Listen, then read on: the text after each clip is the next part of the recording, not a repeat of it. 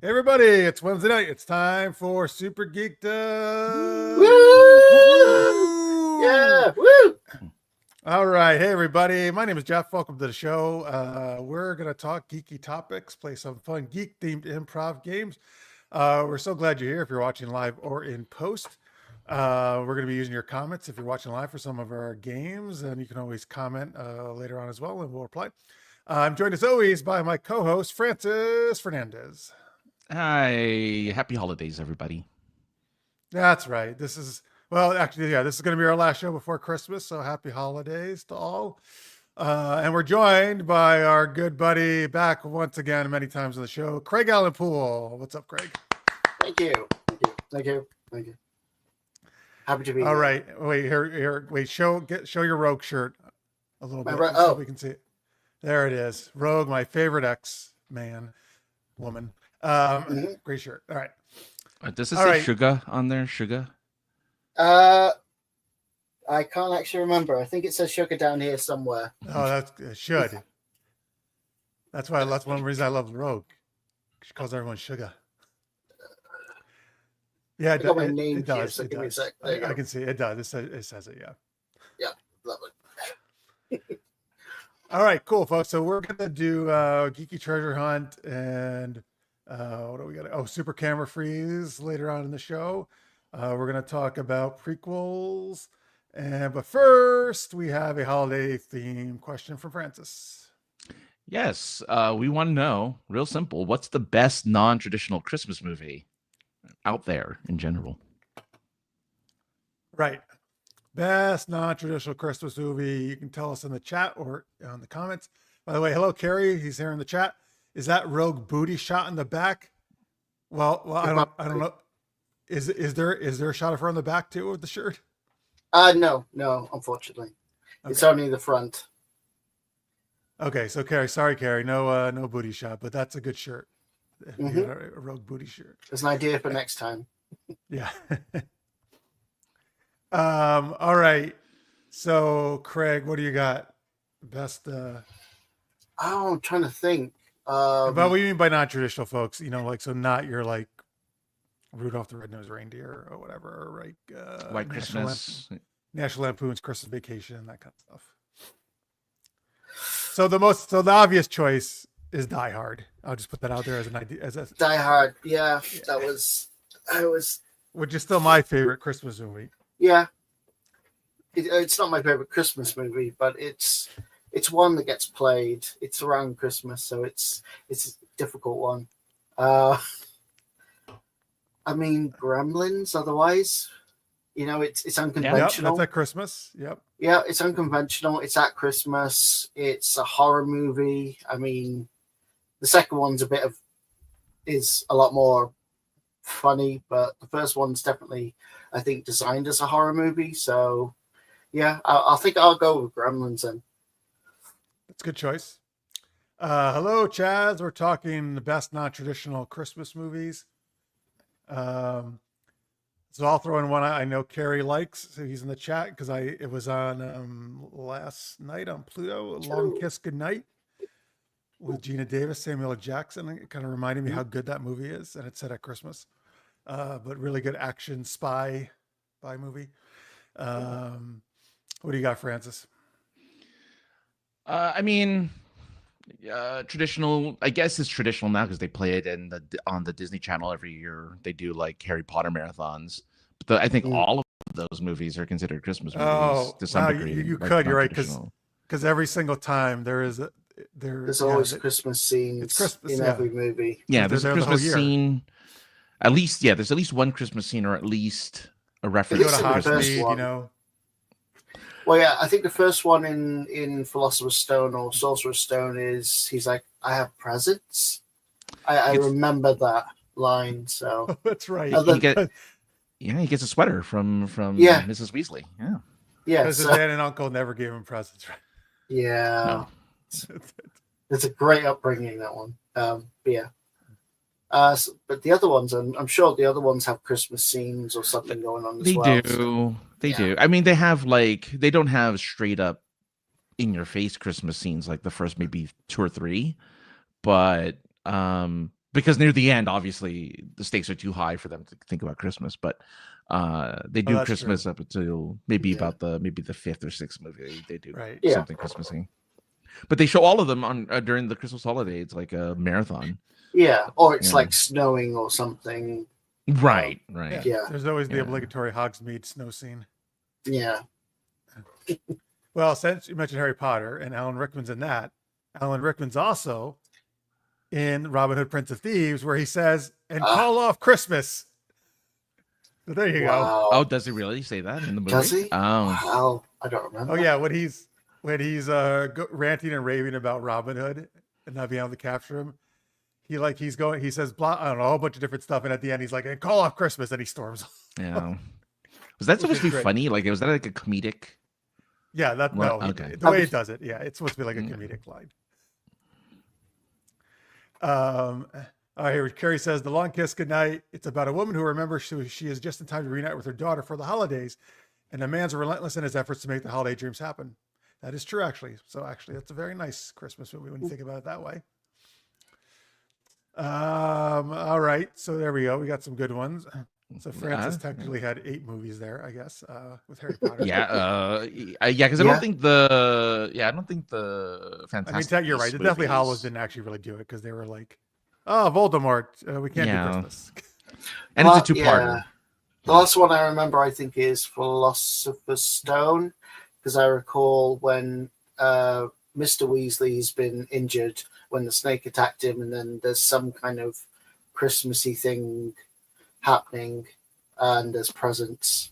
I think that was the last one I remember. I don't remember. I remember seeing one of the movies where Harry and Ron are in the Gryffindor, their dorms, and it's like, "Happy birthday, Ron! Happy birthday! Happy birthday! Happy Christmas! Happy Christmas!" I think that's the first one. The first one is the only one where they straight up say it. I want to say after that it's just implied, or they do gifts or something like that. Craig, is that true? Does everybody say Happy Christmas over in the UK? It's usually Merry Christmas, I think, or Happy Holidays.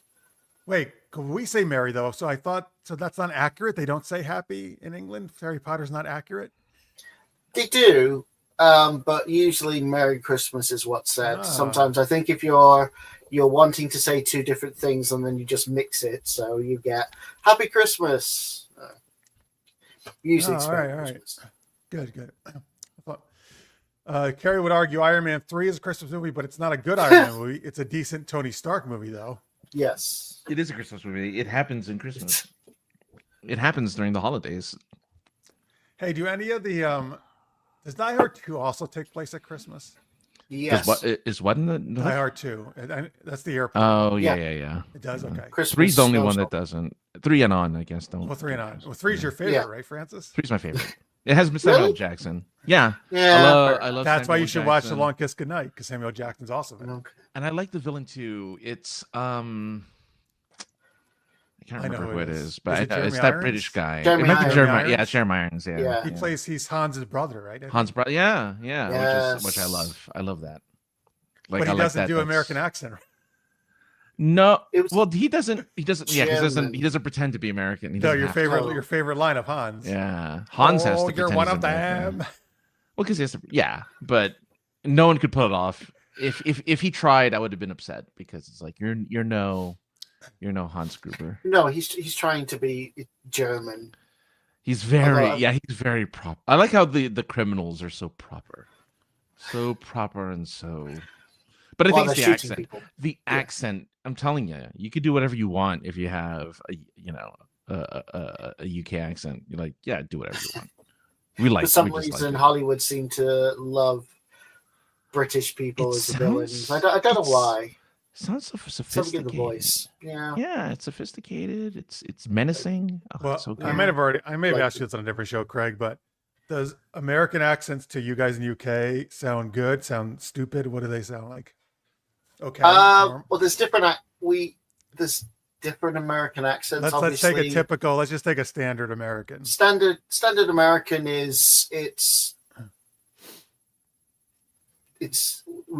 kind of common. It's more about what you're saying than all right. So it sounds. You don't really have a big opinion on it. No, but if it's like you're kind of redneck, Yeah, so what about like Rogue? Redneck kind of- What about Rogue's Southern accent? I mean, I love her. I love her Southern accent. I love the New Orleans accent for Gambit. So, but yeah, no, I think kind of like redneck hillbilly kind of accent. Yes, you sound like a hillbilly.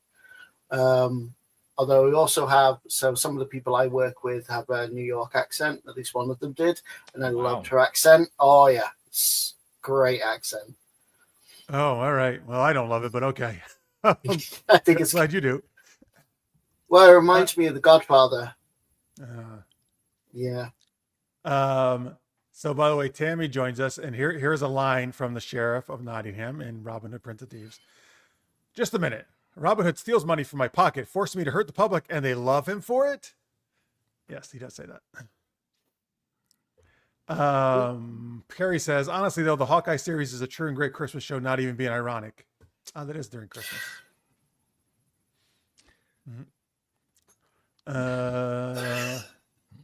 Okay. That's right. That's when he goes to see the musical with his kids. Right? Captain America the musical. Yeah, it's not a Christmas musical. It's just a regular musical. But he's seeing it for during the holidays. Like, it's like a nice holiday outing, I'm going to say, for this kid. Yeah. You know? Family outing. You know, New York City. That is a great place to go during Christmas with the rocket tree in Rockefeller Center, ice skating. Fair enough. I totally forgot what else I was going to ask you guys. Any other Christmas or non-traditional, I should say, Christmas movies anybody want to throw out there? And they like to do action movies in Christmas. Lethal Weapon 1 was a Christmas movie, so you know. And I'll actually recommend folks. The number one movie on Netflix right now is a new action Christmas movie, Carry On. Carry On? With Taron Egerton playing a TSA agent, and Jason Bateman is a guy trying to sneak a terrorist item onto the plane.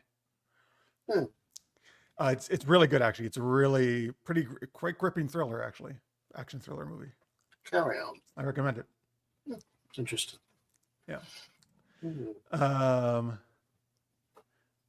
But I thought it was actually going to be on a plane, but no, it's actually all in the airport. But it works. Oh, like that. Francis, it's set in LAX. Oh, nice. The worst airport in all of the U.S., according to I don't know, like New York Times or something like that. Did they actually film it at LAX, or did they film it somewhere else? I have a feeling they did. I mean, I've been in LAX. It's been a long time, but it definitely looks like they filmed in a real airport. I would guess it's actually LAX, but maybe if you watch Francis, you can have a better idea. But yeah, I'll have to take a. I think I'll have to take a look. I'm curious. I'm always curious for places that I'm supposed to be familiar with. It's the reason why I like those Grand Theft Auto games that were like placed in a pseudo Los Angeles. Like LA and Vegas. Yeah. Wait, Vice City is not LA, right? No, it's Miami. No, yeah, Vice City's Miami, but this last one and the one I forget what it's called, but there's San Andreas, yeah. So they call California, yeah, they call California, or yeah, they call Los Angeles San Andreas, yeah.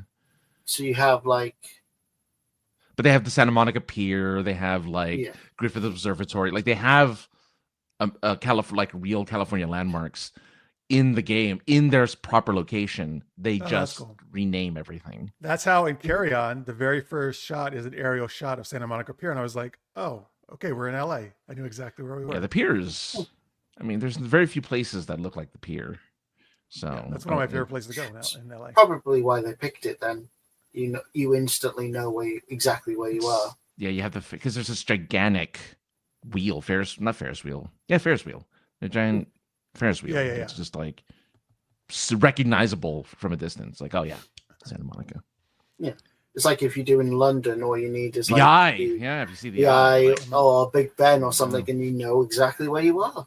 I know Big Ben looks like Palace. It looks like every other clock. I'm sorry. No, it does not. You stop it. It's more Ben than Big Ben. It's our clock. That's what matters. It's your clock. That's true. No, that's why sometimes when they show like the eye or they show the Eiffel Tower and they put on the screen Paris, France, I'm like, do we really need that, guys? I think we figured out where we were. I remember it. Yeah, go ahead. Sorry, but I was going to say, I remember at the end of 28 Weeks Later, and you see the zombies running up at the very end. So spoilers, sorry. And it runs up, and you discover that they've been running up from the underground, and you see the Eiffel Tower. So obviously, it means France has been infected. You don't need it to say France. You see the Eiffel Tower, you know it's France. Right. No, but they'll show like the Statue of Liberty, and then on the bottom it has the subtitle that says New York. Yeah, we don't need that. Well, that's why Planet of the Apes works so well, right? At the end. Oh, we can say they never did that for Planet of the Apes. You know what happened. You know you're on. They put Earth. I know. They subtitled Earth. Dude, that would have ruined the ending. It was so stupid. All right. So Tammy says Mean Girls has Christmas scenes. Oh, God. Carrie loves Mean Girls. Well, that's okay. We're talking non-traditional Christmas movies. Yeah. So, yes. Actually, this is my favorite role. I know, it's so tough, but I do think my favorite role of Alan Rickman is the sheriff, but he has so many great roles. Oh, and another movie he's in. Well, actually, this would be probably a traditional Christmas movie. Love Actually, right? Yeah. Yes, I would say that's traditional. Yeah. Because it's a main theme. Like that's probably my favorite traditional one. Then I love that movie. I think that's my second favorite traditional. Well, hello Pierre. I know you were in the chat hours before we started, but we actually mentioned Die Hard, the very first one, the very first non-traditional one. Can't beat that.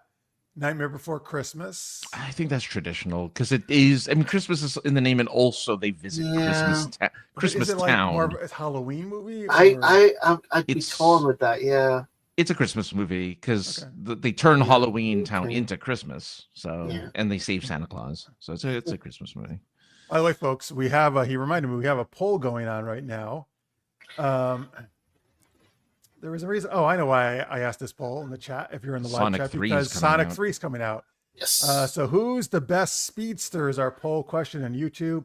The Flash, Sonic, the Hedgehog, Roadrunner, and Speedy Gonzalez. And wow, I'm actually very happy to see Speedy Gonzalez is in the lead. Ooh. Good love for good old Speedy there. He doesn't. I don't think a lot of people know about him anymore, but great. But everybody's getting some love here. Although maybe I don't know about poor old Sonic. Even though his movie's coming out, he's in last place right now. We'll see how it goes. Really? Wow. Surprises. All right. So you keep voting till the end of the show. And then let's see here. Carrie also said in the chat, I can argue that Revenge of the Sith is a Christmas movie as Padme gives birth to the galaxy saviors. Oh, all right. I get it. Yeah, but she wasn't. Yeah. He's kind of, like give Jesus birth is Christmas, so she's saying. Well, yeah, but she wasn't immaculately, there's no immaculate conception. But we never know who her parents are, right? Padme's parents? Yeah. Oh, yeah, the Amidala's, But John and John and Stacey Amidala. Hanging with the Amidalas, that reality show on Naboo. I remember John and Stacey Amidala. They were cool. Keeping Up with the Amidalas. John and Stacey, that was their names. John and Stacey Amidala, yeah. They didn't have weird names. I don't remember. They probably were in the movies in background roles. I mean, it might be somewhere there, but in the movie, I'm almost positive it's never established. No, but she has parents. Yeah, I'm assuming she does, but I'm saying we don't know for sure. Oh God! So I said John and was it Stacey? What did I say? Anyway. Yeah. Her real parents' names are Rui Naberi and Jobal Naberi. So which one do you think is the dad and which do you think is the mom? Her last name is Naberi? Padme was publicly known as Amidala, Queen of Naboo, but her real name is Padme Naberi because she also has a sister named Sola Naberi. By the way, Rui is, I'm going to say, is the mom. Rui's the mom. Yeah, probably. And Jobal. Oh, no, Jobal's the mom. Jobal's the wife. Rui's the dad. Yeah. All right. I was. Okay. Yeah. And there's a Ryu, Ryoo Naberi, who is her nephew. Someone's been using that Star Wars name generator. That's Padme's nephew? Okay. Oh, okay. I hope he does the Hadouken. Yeah. These are do that against the insane. And you get to see them. They're in a movie because there's pictures of them. That's weird. Is this like a fan movie or an actual one of the Star Wars? It looks like official movie. Like they were just in the background of like one of the movies. I figured they probably like background of the first one maybe or something because she's like 12 or something in the first supposed one. To be like 14. Yeah. According to Weird Al, she was 14 and Anakin was 10. Yes. I think it was 9 actually. I think. 9, you're right, 9. Why did Weird Al just come up? Because he's saying Yoda. Yeah, no, he's saying Yoda, but he's saying the American Pie parody of Star Wars Episode 1. So he's saying a whole American Pie parody of that movie. And he mentions their names and he says it's weird because he's 9 and she's 14. Well, he's probably gonna marry her someday, is the lyric. Oh yes. Yeah, it wasn't the Yoda one, it was Yeah, it's the American Pie. I guess it's called American Pie. Yeah, I forget what it's called. Yeah. Is it a journey? Saga Spawn or something Spawn? I don't know. But he should have done a parody to The Sun Will Come Out Tomorrow because his name's Annie. Only his mom calls him. Nobody else calls him. No, I guess Padme does it. Padme calls him Annie. I know, I hate it. Oh, that's true. She's like, well, no, but when they gets older, she calls them Anakin when they get married. But she calls It should have just been like Icken. Well, the first time she sees him, she says Annie, but then she kind of sees him as the little boy. Well, yeah. Rather than when he's the adult. When he's like 19 in episode 2, she calls him Annie at first. You're right, and he doesn't really like that. And then he kills a bunch of sand folk, and then it's Anakin. Yeah, that's probably what did it. Actually, you're right. Mm-hmm. Yeah. Like, okay, I'll call you Anakin now. Yeah, I don't want to be. That's really. It's not that he hated sand. It's really just he wanted to be called Anakin. That's why he did it. The sand people couldn't say his name, so he got mad. Poor Annie. Annie. That wasn't their fault. All right. Hey, that was good. Instead of a Star Trek, we got a Star Wars tangent today. All right. Yeah, because there were no Star Trek Christmas episodes. There was a Star Wars Christmas episode, but there was no Star Trek Christmas episode. There's not really any Star Trek holiday stuff at all, is there? No.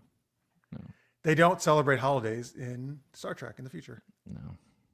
Because they don't have religions in Star Trek. Well, no, I mean, Deep Space Nine is the one that actually did get into it with the Bajorans. Yeah, I mean, the alien races do, but the humans don't. Like, the humans never mention, like, oh, I'm, Catholic. That's actually, very interesting.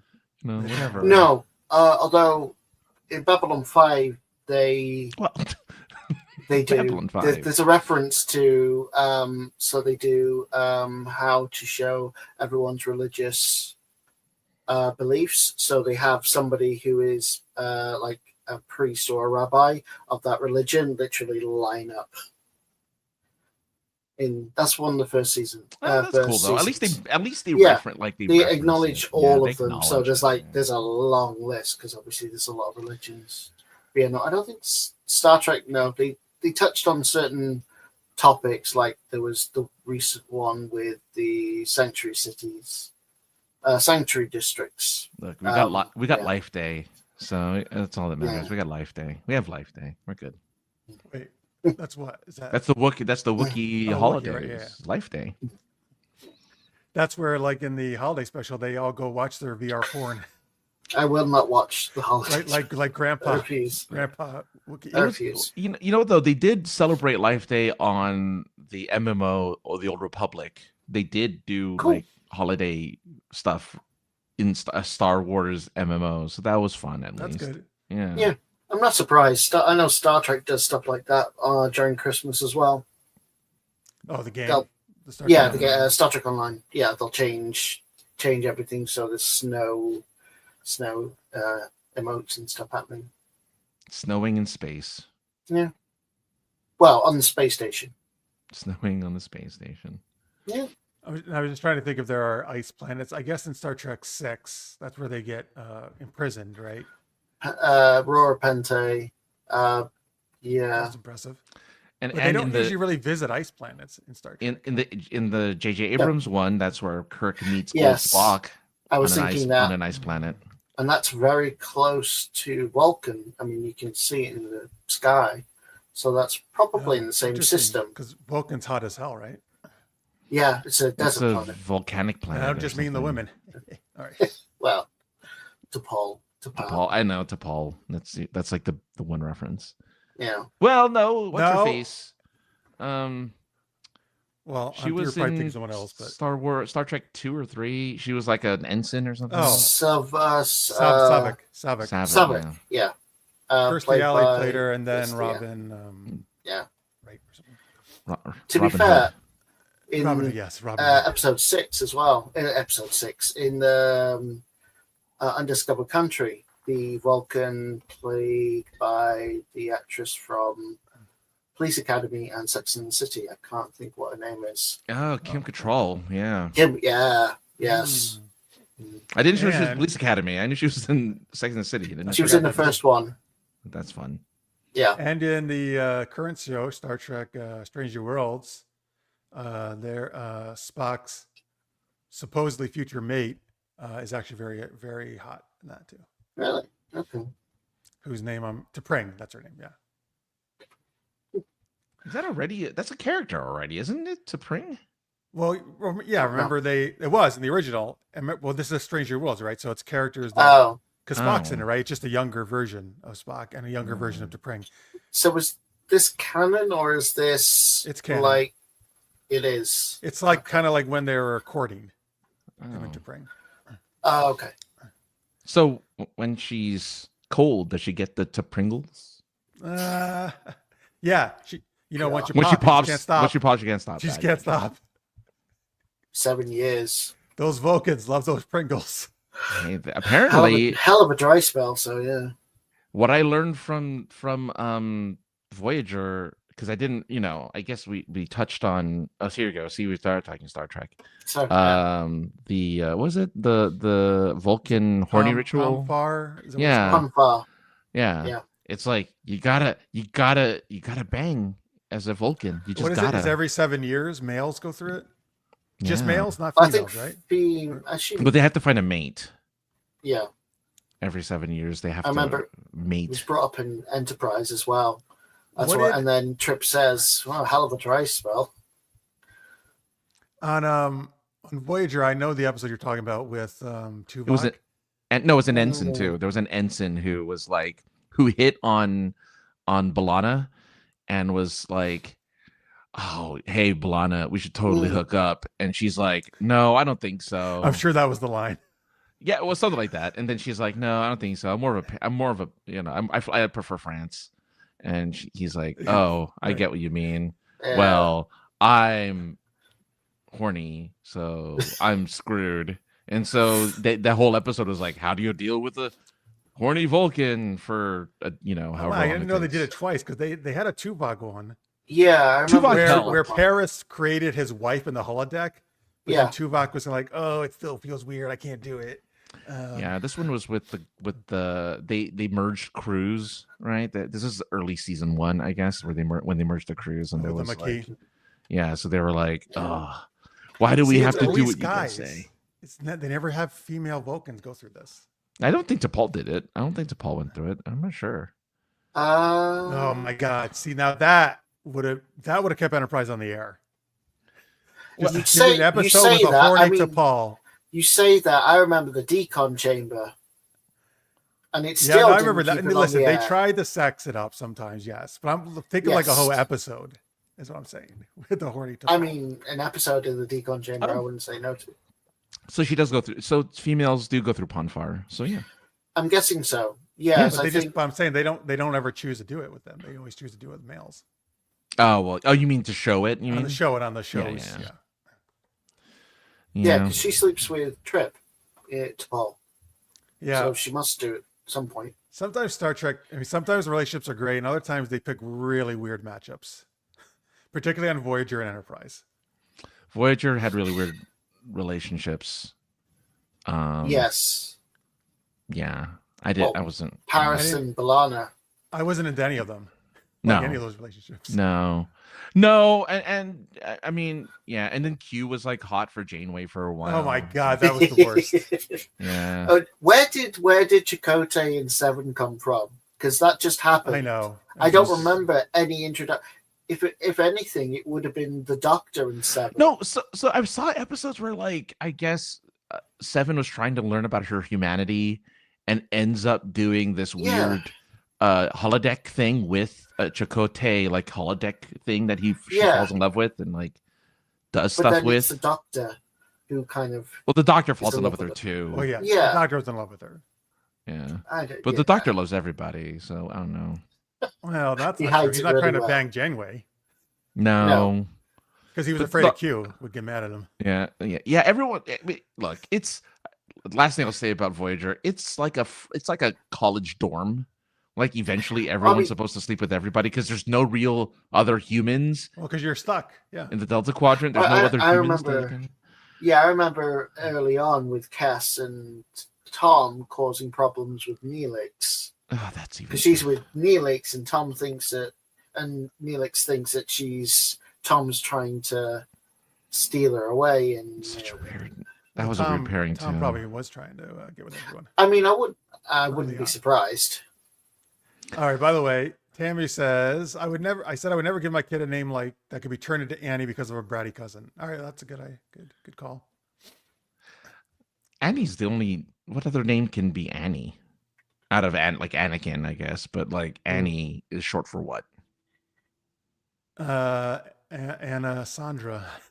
I was like, it's not really short for anything, is it? It's just Annie's the name. It's usually a full name on its own. Yeah. Can be. All right. So there you go, folks. That was the best non-traditional Christmas movies. And you keep voting in the poll for best speedster if you want. But now let's play Geeky Treasure Hunt. So this is where, actually this is good because I've also been watching Indiana Jones because it's been on Pluto as well. So give us, we need from you guys some kind of, I don't know, mystical item, artifact, make up something that we're going to have to go on a hunt for, the three of us. And then that's what Geeky Treasure Hunt's about. And then once we find the item, we will come up with some kind of curse it supposedly possesses. Annabelle, Anatoly. Oh, that's they can. Actually, Anna would be like short for Annabelle. Oh, there you go. And Angela, Annika. Oh, Annika. Wait, Annika. Yeah, you named your kid someone. That's her kid. That's her daughter's name. Yeah, Anastasia. Yeah. Okay, there are a lot. I know. Can you? Well, yeah. Oh boy. See, look at this. We got. I don't know. I don't know if you can put Annie for Agnes or Agatha. Right? Maybe Aggie. Aggie. Oh, that's even. I don't know. Aggie. Oi, oi, oi. What is that? A pig noise? Nothing. It's don't worry. It's sports. Yeah. It's a soccer thing. Yeah. Well, I know the Aggies. Well, Texas A&M are the Aggies, I think, or one of the Texas things are. It's Ollie, Ollie, Ollie. Ollie, Ollie, Ollie. Why are you talking about Oliver Queen? What does Green Arrow have to do with it? I'm talking about Ole Gunnar Solskjaer, but sure. All right, folks, throw in some kind of, mystical ancient object or some geeky item that you want us to go on a treasure hunt for. It can be anything. You can make something up or whatever. So like Hans Gruber's American accent. Or what? The Great Circle. Yeah. What? The Great Circle. Oh no, that's taken already. Oh, you mean the Indiana Jones game that just came out? Where the guy sounds exactly like Harrison Ford. Oh, does he? It's uncanny how much this dude sounds like young Harrison Ford. Well, he sounds like old Harrison Ford, really, more than he sounds like young Harrison Ford. But that's fine. Did Harrison do the voiceover for it? He didn't. He didn't. He showed up to the Video Game Awards, and the I forget the name of the guy who did it, but he's Jeff Knightley is the host. The guy who creates the no, Jeff Keighley is the right. host, but the guy who did the voice of Indiana Jones was there, and he was there to give an award, and he's like, if I knew he'd be this good, I would have done it myself. Yeah, he was drunk. That's what Harrison said. Yeah, you said he was drunk. He was he was totally just Fair drunk. Enough. He's like, Does that happen a lot at the Game Awards? I don't know. Because he came out, he what kind of stumbles out Then he, Maybe hang on. He is old now. Maybe he just has 80s. Sure. But then he there's a teleprompter and he's saying stuff. And then he's supposed to say something for the teleprompter, but he's just like, I don't want to just get away. And then he says, that may just be what he's doing. He might not be drunk. Nah. He was. I mean, yeah, it's hard to tell. You're right. It's hard to tell. It could be age. It could be drunk. I'd like to think it's drunk because that'd be funny. Although usually when I see him, he's very sharp. Even if he was funny. He was totally funny. He was. He made the if he was so good, I would do it joke. He made a couple jokes in there. He was fun. But yeah. All right. You want to search for a power glove or an egg MacGuffin, Craig? I like an egg MacGuffin. Egg MacGuffin. Okay. Just because it's called an egg MacGuffin. Because it's like an egg MacGuffin, but it's a MacGuffin, which is like that, just the thing that you have to find in the movie that it really doesn't matter. A holy diaper. No. Baby Jesus nappy. I hate to tell you, but our Lord Jesus Christ never pooed or peed. All right, relax. There's no diaper. Wow. Well, no wonder he was the chosen one. That's one of his miracles. He just went away. Is that the Weird Al parody of Holy Diver? Yes. Yeah. All right, so we're gonna search for an egg MacGuffin. Okay. Even though you correct the spelling, but I like this because it's MacGuffin because it's gonna be fun. All right. Oh, all right. Tell us where are we starting our search for this, folks? Give us a location. It could be somewhere on Earth. It could be in space. It could be a fantasy land. It could be anywhere you want. It could be baby Jesus's diaper. I don't know why would we be in the diaper, but give us a location. I'm not going through that. You get. It is a silly, absurd thing to hunt for. You're right. Oh yeah. They thought he would, so they gave him a nappy. But the miracle was nothing ever came onto the nappy. It's like, what? This thing is clean. Impossible. That's how they knew he was the son. Yeah, of the Lord. You could cheat. You could eat a sandwich out of this thing. In the dirtiest, holiest of holes, the DS9 wormhole. Okay, cool. It's the Star Trek Deep Space Nine. If you don't have used the show, folks, there's a wormhole right outside the station that they're often. Is it a wormhole? Is that the dirtiest? I don't feel like that. Well, that's what he's calling it. No, it is the holiest. I actually think it's quite though. clean. I think the wormhole aliens keep. I would assume so. Yeah. Okay. So we're searching for the egg MacGuffin in the wormhole by Deep Space Nine. All right, you guys ready? All right. Oh, Francis, Craig. God damn it. We don't have time to be playing Dabo. Get away from those Dabo girls. We have to go find the egg MacGuffin. I'm so close to winning. Francis, take your head out of those tits. I paid 7 gold latinum to be here. I'm going to go and motorboat. I mean, I'm going to roundabout these because they don't have it's. Roundabout. Wait, that sounds like runabout. Good idea. We should take a runabout. We should take a runabout. It's out to the wormhole. We should runabout. Speak to Kira. You're going to speak to Kira? Yes. Requisition a runabout. Okay. Oh, here she comes. Yes, I am Major Kira. We need to requisition a runabout.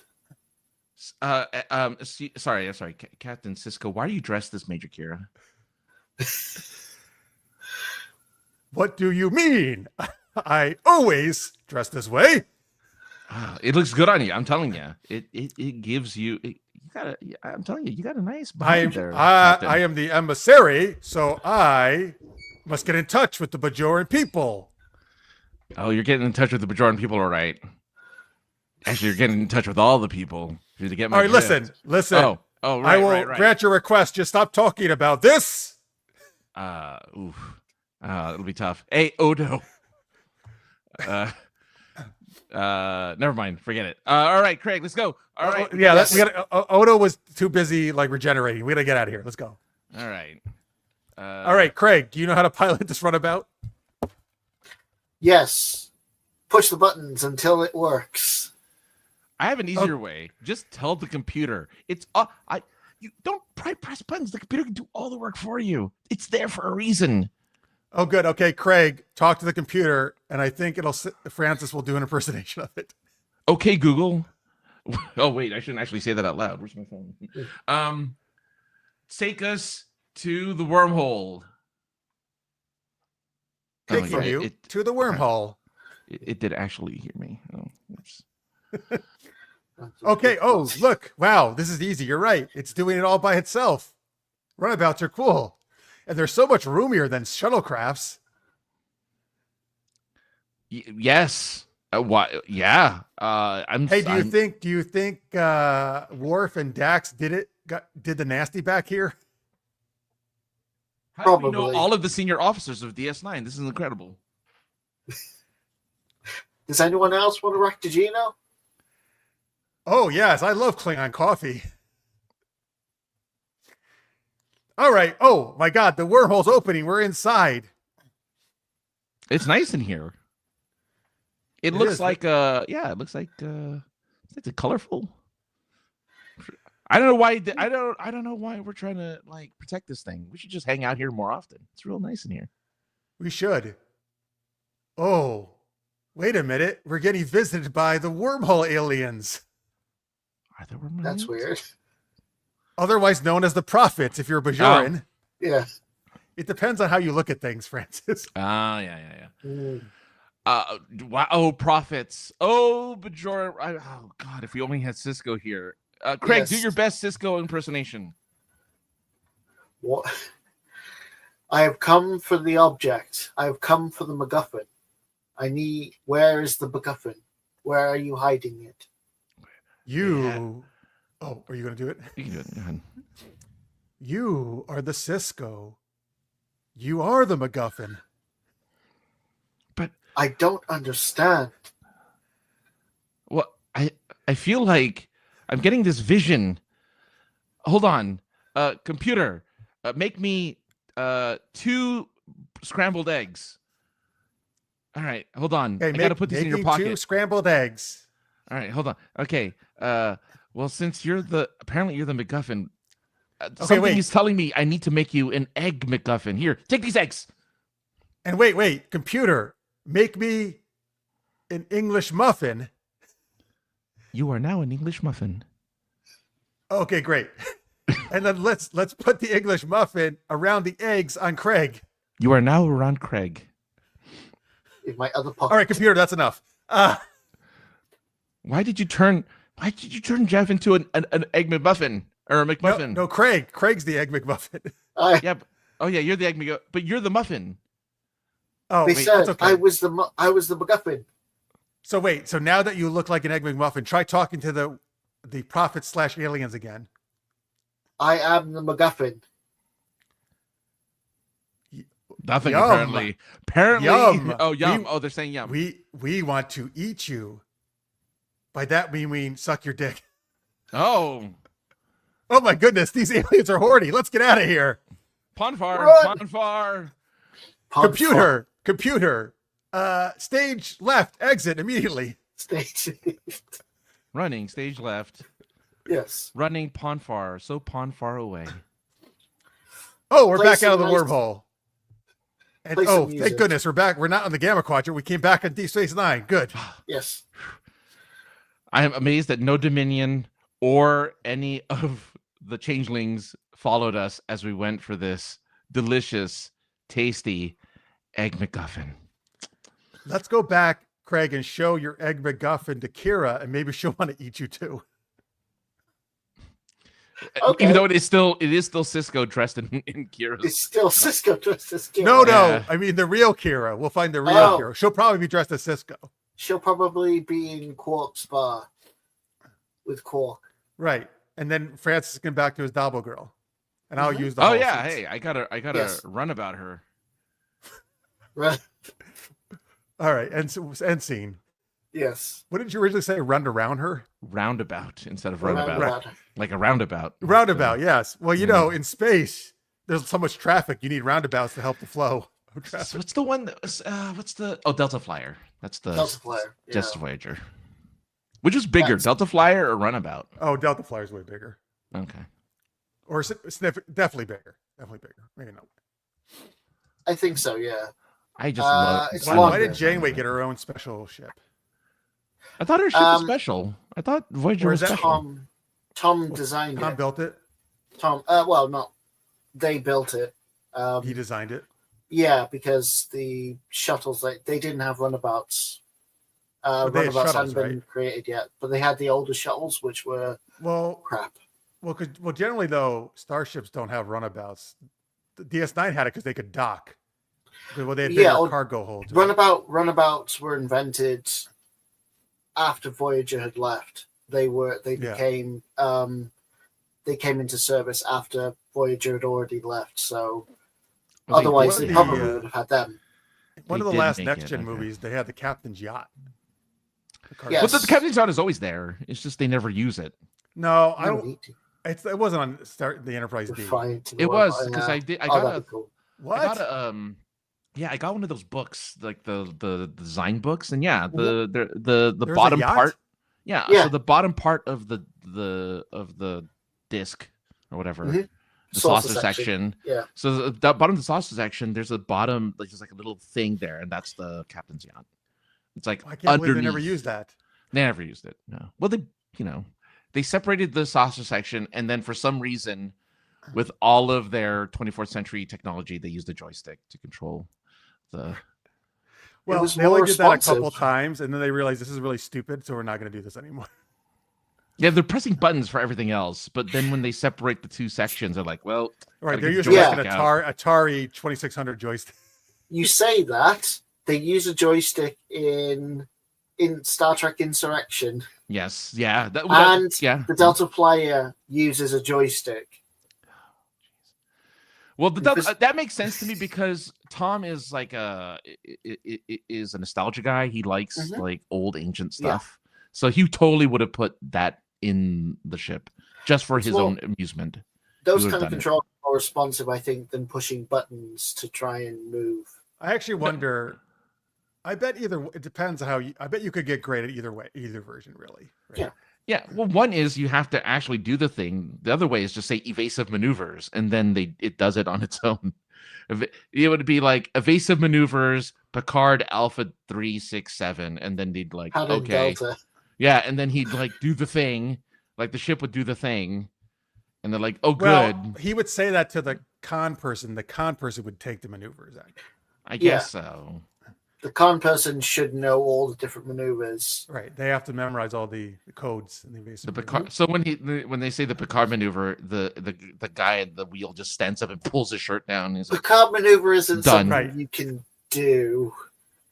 No, That but that'd be easily. funny if that's all he did was pull his shirt. that was the Picard maneuver. That's And the Riker other maneuver Picard is just him lifting his leg over the chairs, Straddling a chair. Yeah. just straddling chairs. Like, That's the Riker maneuver. it's the- Can't really do that on the bridge because the chairs are too high backed. They're pretty tall. High, Well, that's why he yeah. got the front seat. He never did Mhm. he was never at the con. He was always No. in the back. well, just yeah, he sitting. was in But the yeah, the with his second- leg the up on the side. Yeah. He's like, look at my junk, ladies. Mhm. He's got to air out his balls. Well, the captain. It wasn't like Kirk, where Kirk's the lady killer, so it had to be Riker. I just kind of like that. Unlike in the original Enterprise, where there's the one captain seat and then everyone else has to stand up around him, it's nice that the other guys get to sit down every once in a while and like hang out with the captain. Yeah. Like, Well, oh, most good. ships are not that way. They had Enterprise D was one of the few the Galaxy That classes did. that were like that. Oh, even Janeway had a second seat for Chakotay. And Did she? another seat for another person. I remember Cass sitting in it. Yeah, Hey, so Spock didn't have any seat, man. He just stood at his science No. console. he just stood there. He had a station though. He did have a science station. Yeah, he had a just science stood station, there. but he didn't. Yeah. He didn't get any seat. No. I think Sovereigns had them as well. Everyone had a seat. Did they? Okay. Klingons so. have no chairs. Klingons all Klingon stand. only the captain The has a captain chair. does. The captain has the chair. Yeah. that's Yeah. true. That's it. Well, Everyone they sleep on like stands. metal beds. Yeah. I like All right. though that. Yeah. Go on. Okay, sorry, we're getting all way off on Thing on Star Trek Stoke again. conflict. Yeah, sorry. North Pole of Hoth, that would have been cool, Tammy. Mm. If you Oh, run yeah, out, Hoth. now's your man. He can barter you anything. Oh, that's true. Yes. Every shuttle runabout trip of Star Trek ends in disaster. Be warned. Oh, so we actually got out of that in one piece. That was good. That we survived. They don't have windows or toilets, so watch coffee and dick. Excuse me. Yeah, they do. I would think all Shuttles don't. Shuttles but on the I front. think shuttles don't, but I think runabouts do. oh, shuttles don't. But I mean, shuttles do like they Although do long maybe hauls. neither do. Maybe you would think No. a runabout does because it has the whole lounge area. Why Well, no, runabouts have the two things at the front because when the ship is shrunk, you see the small you see them through the there's chairs in the front and then there's a back lounge area. Yeah, which you don't really see.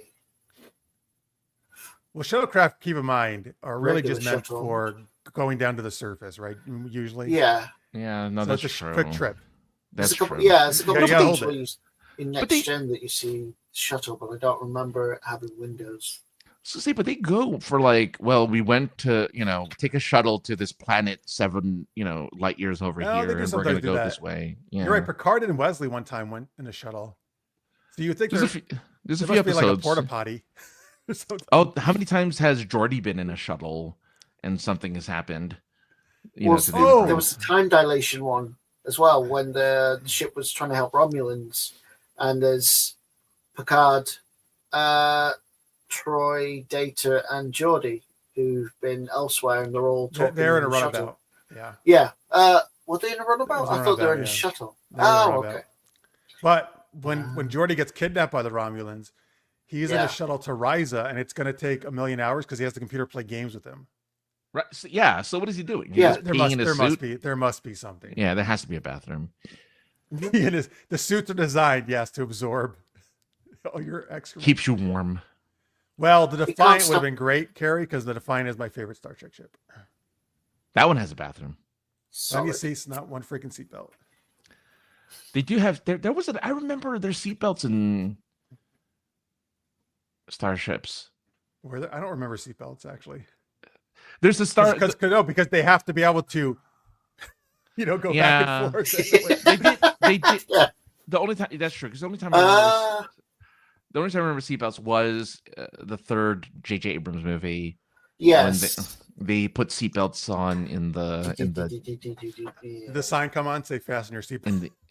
well, it was they didn't it that is non that has smoking no Sabotage, but smoking close. sign go on. Yeah.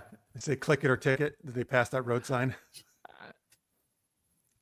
I haven't flown in a while. Do planes still have? Because we can't smoke anyway. Do they have a no smoking thing? Oh, I don't still? know. Because you can't smoke anywhere very much. Yeah, so I'm curious if they still have no smoking. They have fasten your seatbelt signs though. Yeah, they do. Yeah. I suppose. They have you can't go to the bathroom right now signs. Yeah. I assume they do because you have warning signs on peanuts saying may contain nuts. So That's true. I suppose for legal reasons they have to have no smoking signs. Yeah, probably. That probably still. Even though it's not common sense. In the lavatories, I think they do. You can't smoke Yeah. in the.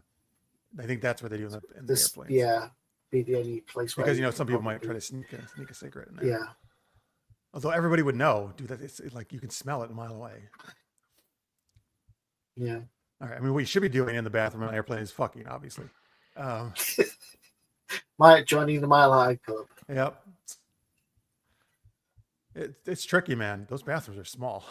I haven't done it, but I've imagined when I've been in there, like this would be tricky. I've heard about it.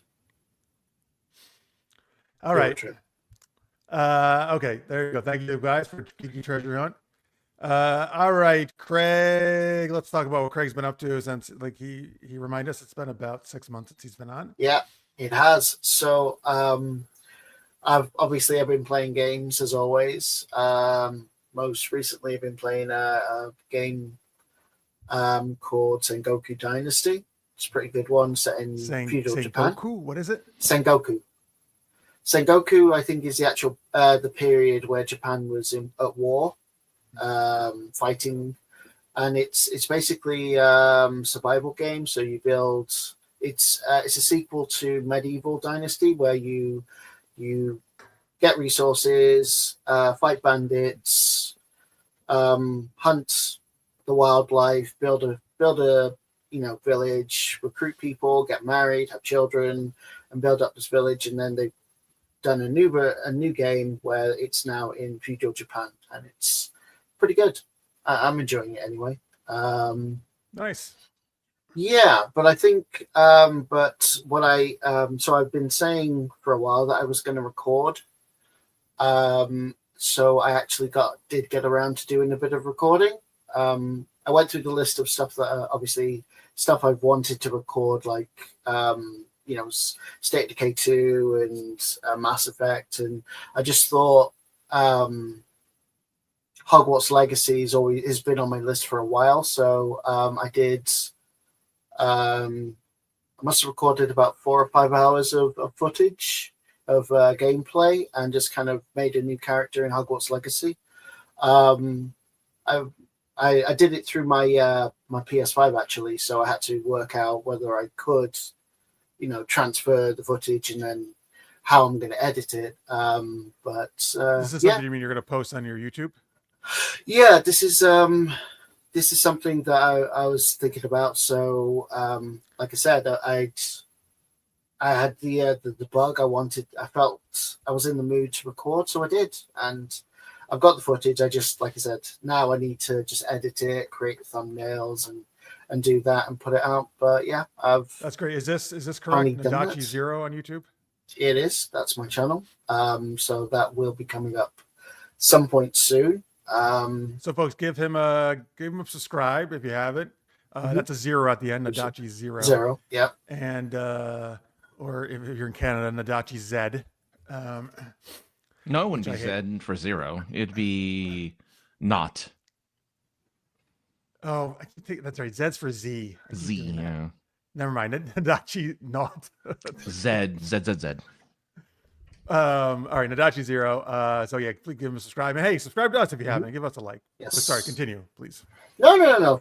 So yeah, what house are you in Hogwarts in this playthrough? In this playthrough, I'm Ravenclaw. Eric Dragonstar, his name is. I went with something ridiculous, so I went with that. So yeah, that's something I have been working on. And the other thing I've been started doing is actually delving into the world of comic books. Started collecting comic books, specifically X-Men. Hey, wait, so you want to show them one that you showed us before the show started? Yeah, sure. So the oldest one I've got so far. So I've collected at the moment, the main one I'm collecting is the oldest one I got so far, which is 149, I think it is. Published in 1981, I believe it is. Wow. Yeah. So I've got a few like from other X-Men series, so like Generation X, X Factor, X Force, Savage, Wolverine, but the main one I'm collecting is Uncanny X-Men. And you said in a fairly short time you have like over 150 different of these X-Men comics now. Yep. So I've been looking around and been seeing what bargains I can get. I'm not looking for anything that's graded. Obviously, you're talking hundreds, which I don't have. So, but I'm looking for bargains. Ones I'm only looking for originals as well. I don't want any kind of copies. And that's a new kind of hobby I've been doing. That's been taking my time up recently anyway. Yeah. So yeah. It's been many a day as a youngster and a teen comics, particularly X-Men and Spider-Man ones. Is that what you'd recommend as well for X-Men fan? I mean, so when I was younger, it was Uncanny, and then when I was a teen, actually, is when X-Men came out, the new X-Men #1, and I got like all 5 different covers. All the variants. Wow. Yeah. But so at that point, I was getting both Uncanny and X-Men. And then I was reading there was 4 Spider-Man comics at that point: Amazing, Spectacular, Web, and McFarlane's Spider-Man came out at that time as well. So those are like my X-Men and Spider-Man are always my two big franchises that I read. I'm thinking of at some point maybe going into other ones, maybe Spider-Man, maybe Batman or something. Go on to DC. Oh yeah, but for now, detective comics. Yeah. Yeah, but for now, I think I'm just sticking with X-Men. I mean, there's so many. And hey, can't go wrong with that, man. And you are reading them, right? Are you reading them and collecting them, or just reading? I haven't gone through them all, but yes, I am reading them. Good. So, how do you like the ads from the 80s? Some of them are just bizarre. Do they have the muscle beach, like the skinny guy getting picked on by a muscle dude? I haven't seen that yet. And then he drinks something and he gets all muscular and knocks him out. It sounds about right, though. That was one that used to always be in the comics. Oh, hey, wait. Do they have Stan Lee's soapbox in the back of some of these? He might have not. He may have been more than 90s. That's one I remember when he did that, but there's actually letter sections right in the back. There's if I remember right, because they don't really do that anymore in most comics. No, there was always a letter section, to the and the editors would answer them. Oh, Jenna. Hey, Jenna, what's up? My favorite comic is Super Knocked Up. Oh, well, thanks, Jenna. I did do one issue of Super Knocked Up, and Jenna is in her costume from it in that picture of Shadow Girl. Are you going to be doing any more? Comic, probably not. It's expensive to make a comic, unfortunately. Yeah, fair enough. It was fun, though. I'm glad I did it. There you go. Yeah. You smile. Oh, hey, let me put on. Oh, yeah, there you go. Yeah. Yes. There's that classic, classic 80s style comics. Love it. And there's back as well. It's like Price for cash. There you go. It's like the. Sorry, it's back one. Yeah, you always had the thing. You would fill out the form, and 6 to 8 weeks later, you'll receive this whatever. You can get your glasses that let you X-ray glasses, let you see through people's clothing. Yeah, of course. You can get I don't know if the address is valid anymore, though. Probably not. No, oh God, no. I'm sure there's like ads for things that don't exist. Yeah, I'm sure the older you get too, I'm sure there's like old cigarette ads and old like. I think for like the detective ones, so like 30s, 40s, 50s. Yeah, you're gonna see some really crazy ads, and then it's gonna be the penthouse letters in the back. Asking what to do when my wife wants a threesome, and they're like, "What?" Okay. Well, you're saying he's going to go from comics to penthouse? Is that what you're saying? No. I'm just saying those are the types of questions they put in the comic books. Oh man, they're crazy back in the day. Well, you either roll with it, you divorce her, or wait and see. There's your options. There you go. Does she have a southern? No. Then the editor's like, does she have a southern accent?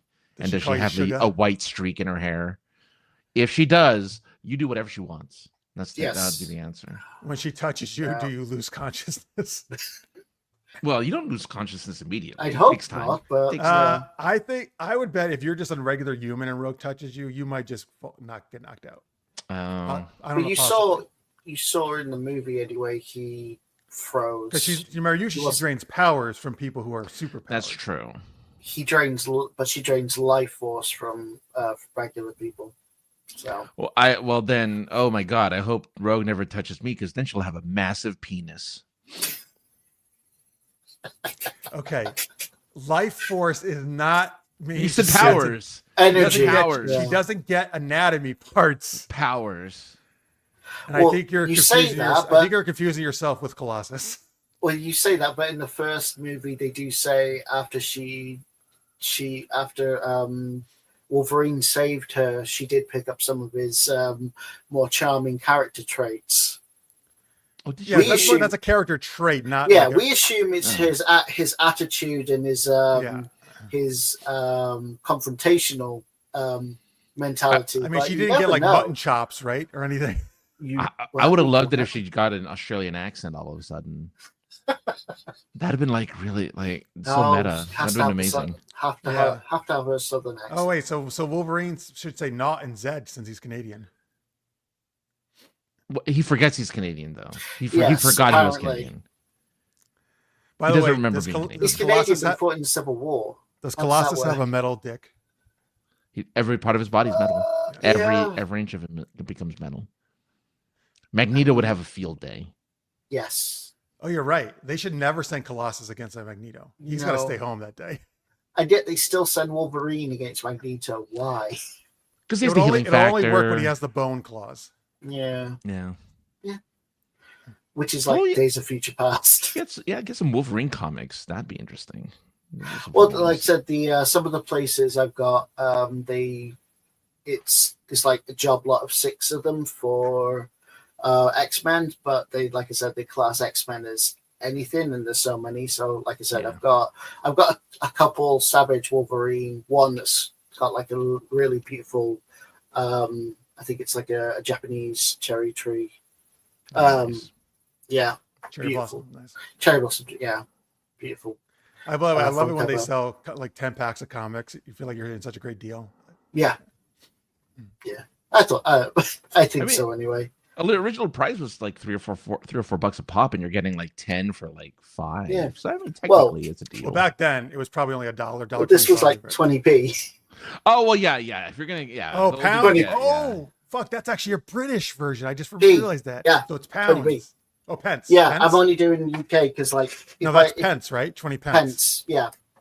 So if I do like US, then the postage is going to be ridiculously high, Yeah. regardless of how much I'm paying. So I'm only doing UK, unfortunately. You know, I'm always very happy that I actually have the British version of Harry Potter and the Half-Blood Prince because I was in England at the time when it came out. Really? Oh wow. And it's cool because it's a different size, it's a different cover. Well, the other than the first one, I think they all kept the same name at the very least. But They the did. first The one, names are all the same. the first one, for some reason, they changed the name. We're not sure why. They thought Americans wouldn't know what a Philosopher's Stone was. I mean, I'm going to agree that Sorcerer's Stone works better probably in Yes. Yeah. America. I mean, I think the book would have been fine either way. Yeah. I think. Yeah. I don't imagine it losing much money in comparison. It's Like, still. oh, Philosopher's Stone, yuck! I'm not reading that. Yeah, I don't know how much Yeah. people would have cared. No, I still think it would have made like crazy money anyway. Unless it was just a ploy to double profits and be like, well, now they have to get both versions because each one has a different title. Well, I mean, comic books seem to have that down to an art of like, That's true. we're releasing this book and there's 5 variants. Yeah, variant Love covers the are Well, variant very. obviously covers. you have to buy all 5 variants. It's Yeah. the same book.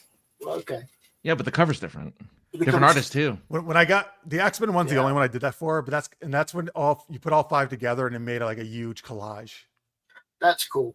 Yeah. When they've done something with that and you actually get something special than just I have all 3 of these covers and it's just the cover.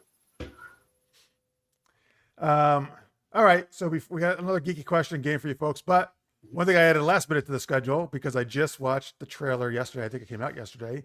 Is Karate Kid Legends? Karate Kid Legends. Friends, as you saw, right? I did. Craig, did you see the trailer? All right, so if you don't know, Francis has mentioned this on the show before.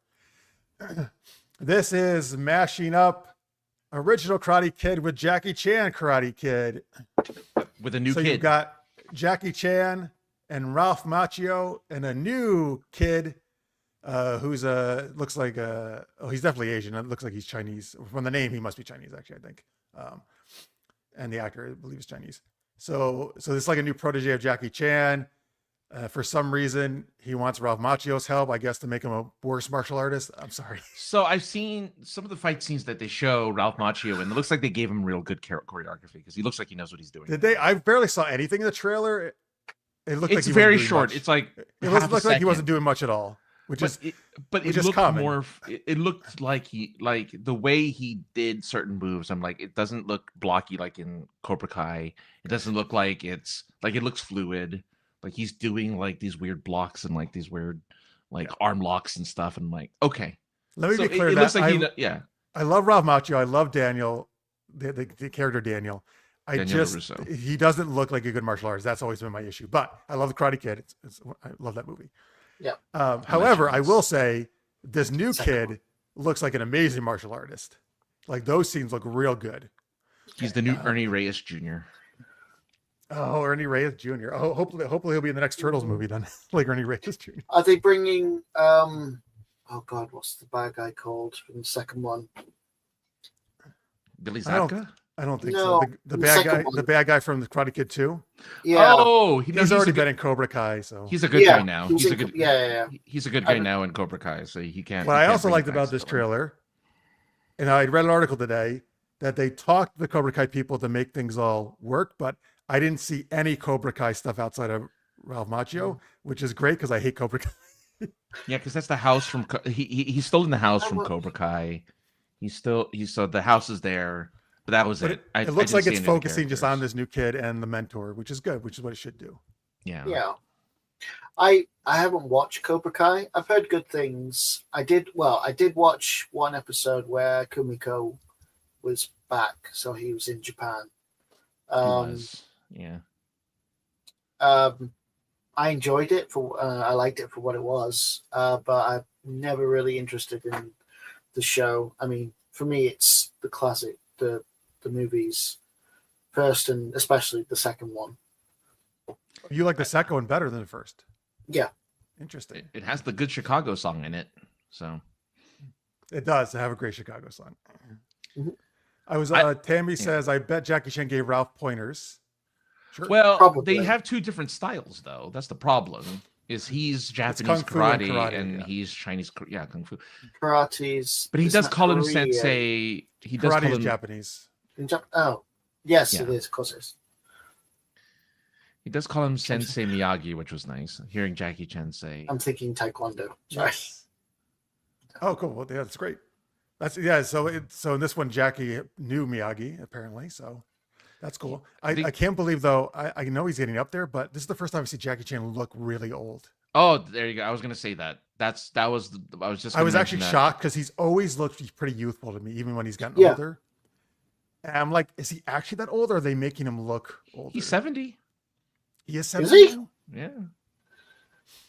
Oh, so Michelle Yeoh is significantly younger. She's 10 years younger than him. Okay, that's why she looks a lot more youthful. Well, she also probably. But he also he's allowing his gray hair the way he grew out his gray hair is, I think, what makes Jackie Chan look so much older. It's just yes, he does. They just gave him the grandpa look. Yeah, but he's still fighting. I'm not saying it doesn't fit for this.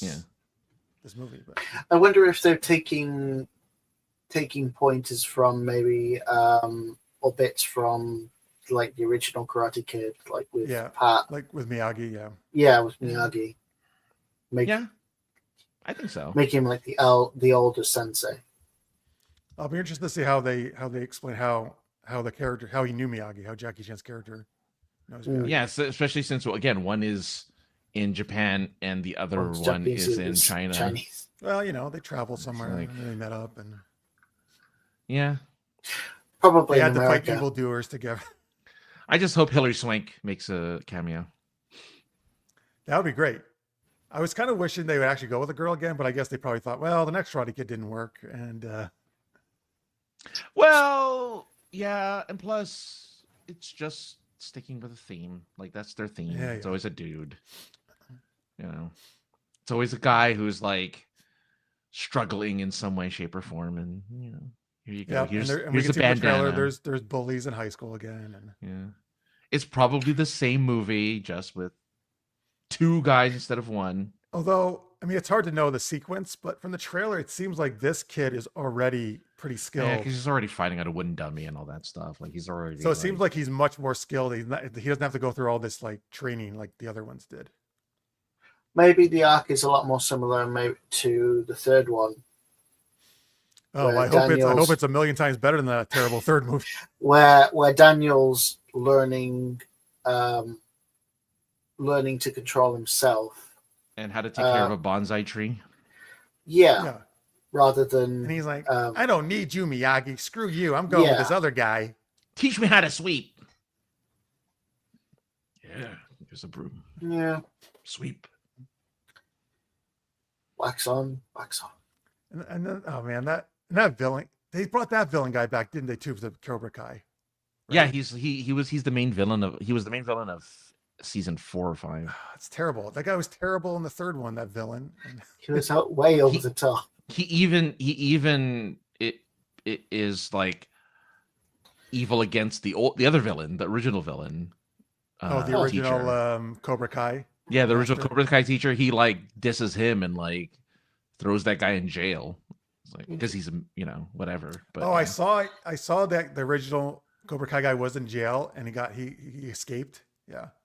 So I mean, yeah, I'm sure I'm actually really surprised because they have a bunch of kids in the Cobra Kai show, and they didn't use any of them for this movie. Yes, that's why I'm excited to watch this movie because I hopefully it's going to be its own thing pretty much for the most part. Yeah, maybe. Hey, you got your one more season of Cobra Kai. Just watch that. Well, which leads to this. Yeah, I mean, is it connected? It's the same universe. Well, so the filmmakers of this movie just said they talked to the Cobra Kai guys to make sure things fit, but it doesn't really sound like they were working closely to fit all these characters. They wanted to make sure the world's connected. Okay. Yeah, it's. I really think Macho is only the main connection there. Okay, so we have Ming-Na Wen is going to be in the new Legend or the new Karate Kid. Oh, that's she's good cast. news. Yeah. Oh, maybe her and Jackie have a little romance. Yeah, she looks like 50 years younger than Jackie Chan. She does not. Okay, first off, even though she's not like that 60. young anymore either. Yeah. I'm not dissing her, Yeah. but she's going to be in her probably late 50s, right? No, I think she's so. 60, I think now. She might be 60. Okay, well, that's true. She's only 10 years younger. Yeah. Yeah, she may look, but she still looks damn good. 61. She does look very good. 60 would yeah. Oh, she looks great. She looks amazing. Oh, she's the mom of the boy. Yeah. Oh, well, hey, you got his mask, you got his Shifu, and you got the mom little get together, They did that with. He's like, hey, sorry, student, I got to go, bang your mom right now and go practice on the wooden dummy. I want to I don't think say that'll be a movie. no. Interesting film. I remember they did that with the one who plays Kumiko in the second Karate Kid. She played the mum in Tekken. The movie Tekken came out. Yeah, I'm only bummed that she died so early in the movie. Yeah, I wanted to see more. She plays June. June Kazama, which is my favorite character from Tekken. Yeah. Oh, nice. All right, let's go on to our next geeky question. Francis. Oh no, this is me. Sorry. Okay, so another movie that comes out this week is Mufasa, which is a Lion King prequel. So we want to know. Now, I will say that I think most prequels should not really exist. We don't really need all these prequels, but I will ask, what other movie or show would you like to see have a prequel? So you can tell us that in the chat or in the comments if you're watching in post. Again, please remember, give us a subscribe, hit the like button, ring the bell. We appreciate it very much. All right. So any prequels you would actually like to see, Craig?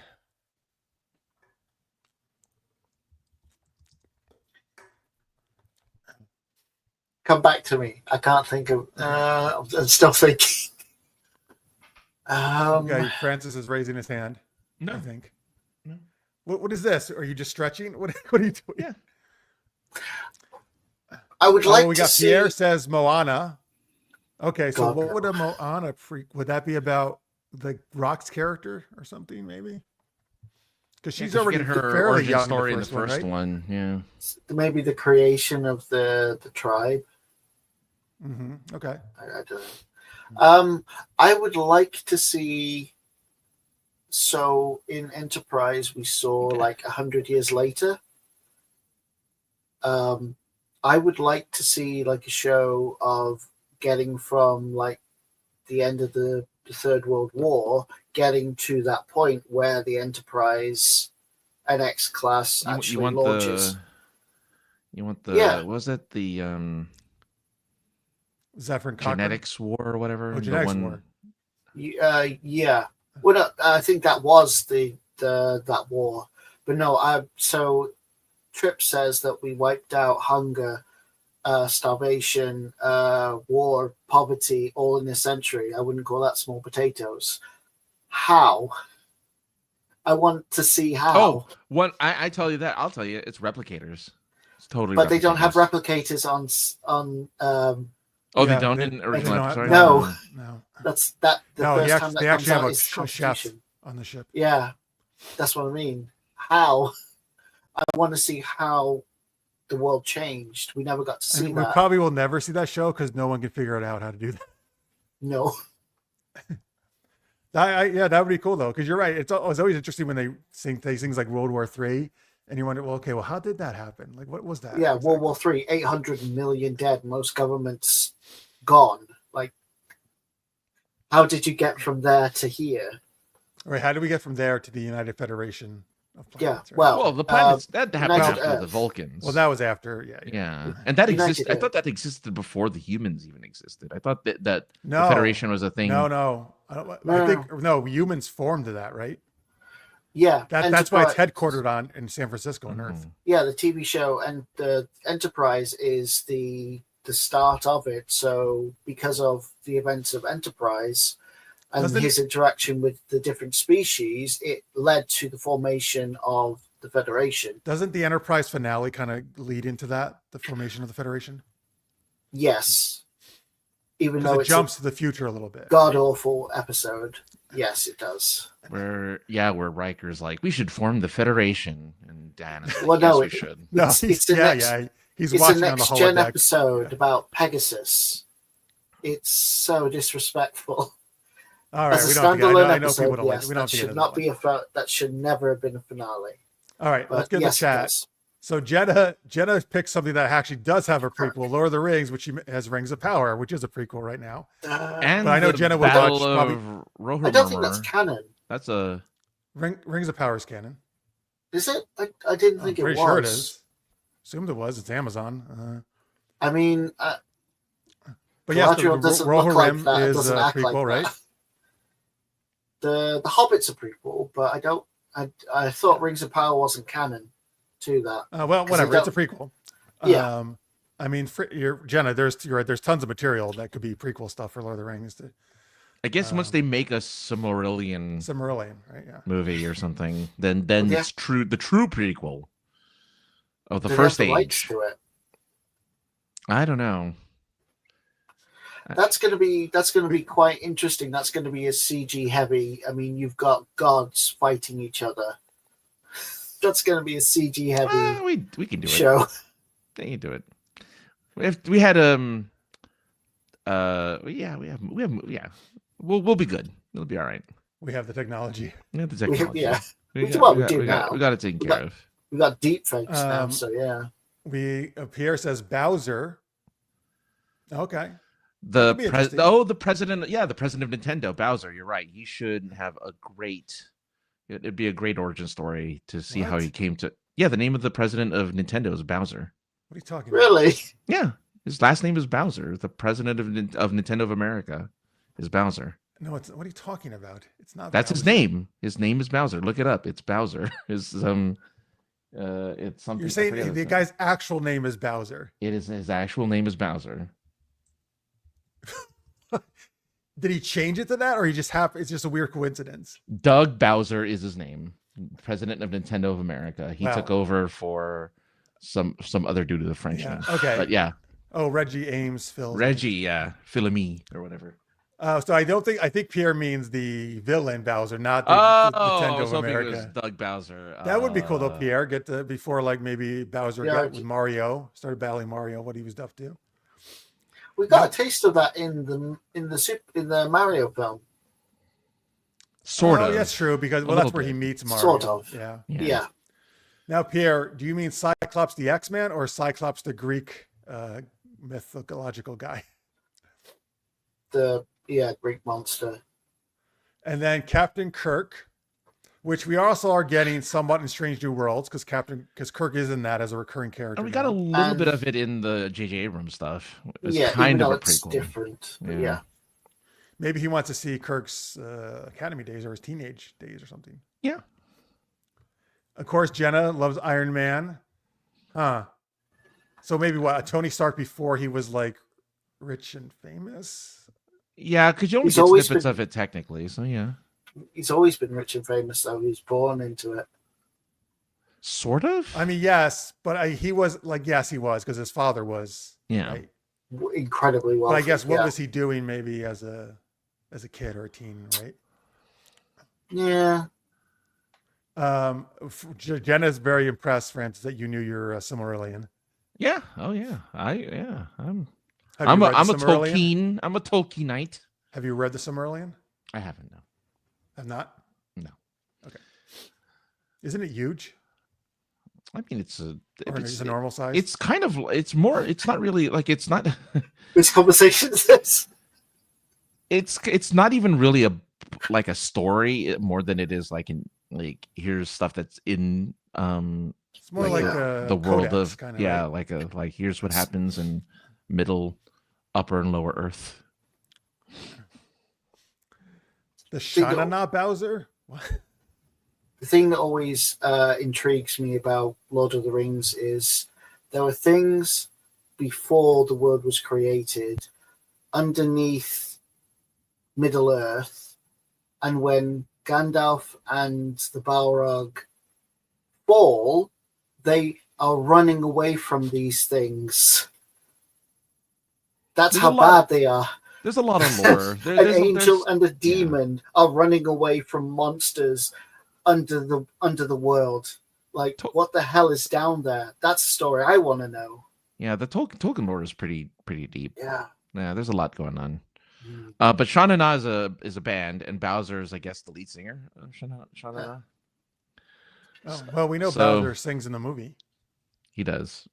Peaches. Because I'm sure Jack Black will sing in the Minecraft movie. I'm sure. Oh, that's right. I read that's coming out next year. That's going to be huge. It won't because people already hate it. I think it's going to fail. I don't. It doesn't.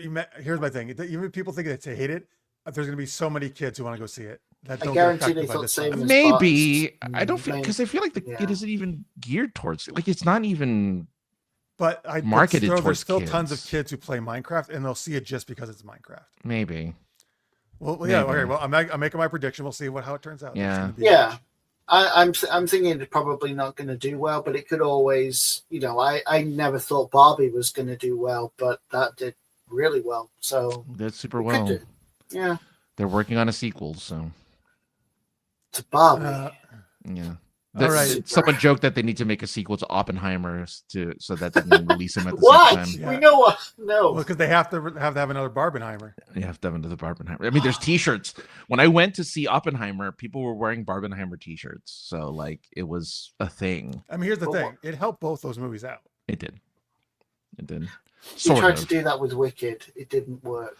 Oh, what was it? Wicked and what was the other Gladiator? Movie? Oh yeah, yes, Gladiator. How did they try to do those together? Really? Yeah, they tried to do it. It didn't. Well, it worked fine for Wicked. It didn't work as well for Gladiator. Wicked's doing really well. Yeah. Well, actually, Moana's doing really well. Moana 2 is like kicking Wicked. Wicked. I just checked Box Office Mojo before I came on. Wicked has more money overall though, and it's having a less of a drop. But Moana's doing very well too. They're very close. Yeah. I mean, Gladiator's doing okay, but I don't think probably as good as they hoped. I didn't like Moana. I prefer Coco. But those are two totally different types of stories. Coco, yeah. I thought you meant you like hot chocolate. Well, that too. Coco's more emotional too than Moana, so you have that going for you. Moana I've kind of seen already in like Frozen. And it wasn't really anything new.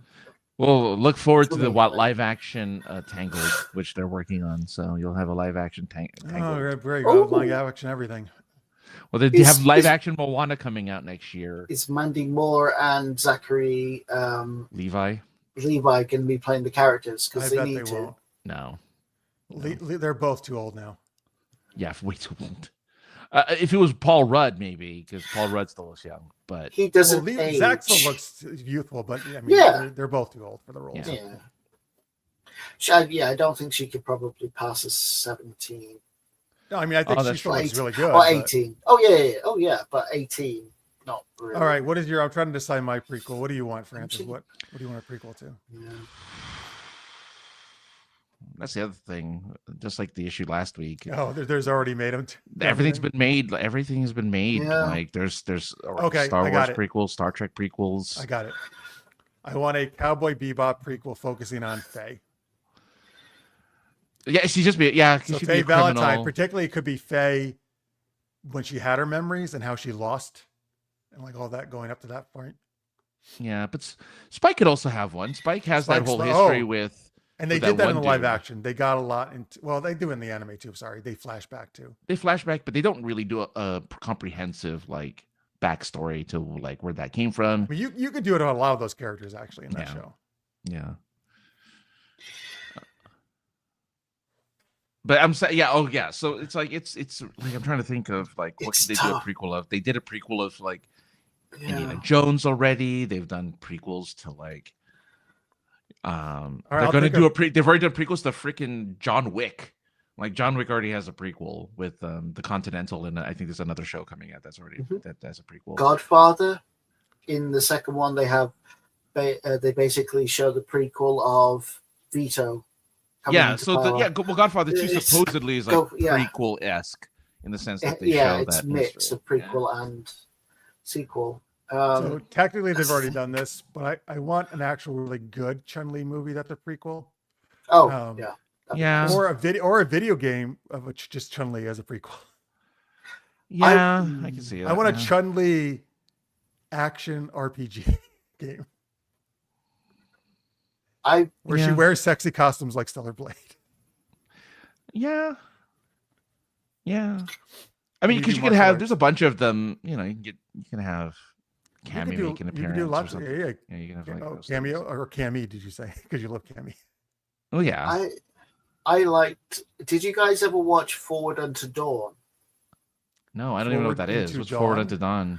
It's that's the Halo, isn't it? That's Halo. Yeah, that's the Halo. Yeah. It's a fan movie, I think technically, but it's well, technically the Halo series that was out on Amazon or whatever. That's not even close to. Was that a prequel, sort of? No, yes, it's meant to be. It's not. Sort of. It's sort of origin. They took canon and threw it away. See, and I'll be on the other side. I think the first season was amazing, and I didn't like that they tried to do more canon in season 2, and then I didn't like it. The main bad guy, the leader of the Covenant, the species that wants to wipe out the human race, is led by a human. No. Yeah, a human. Well, no, but she's not their leader at all in the series. She should be. She's like an emissary type person, but she's still under their rule. She should be a piñata. She shouldn't be alive. Yeah. They want to wipe out humanity. They raised her as their own so she could infiltrate the humans. It's a clever ruse. John never takes his helmet off.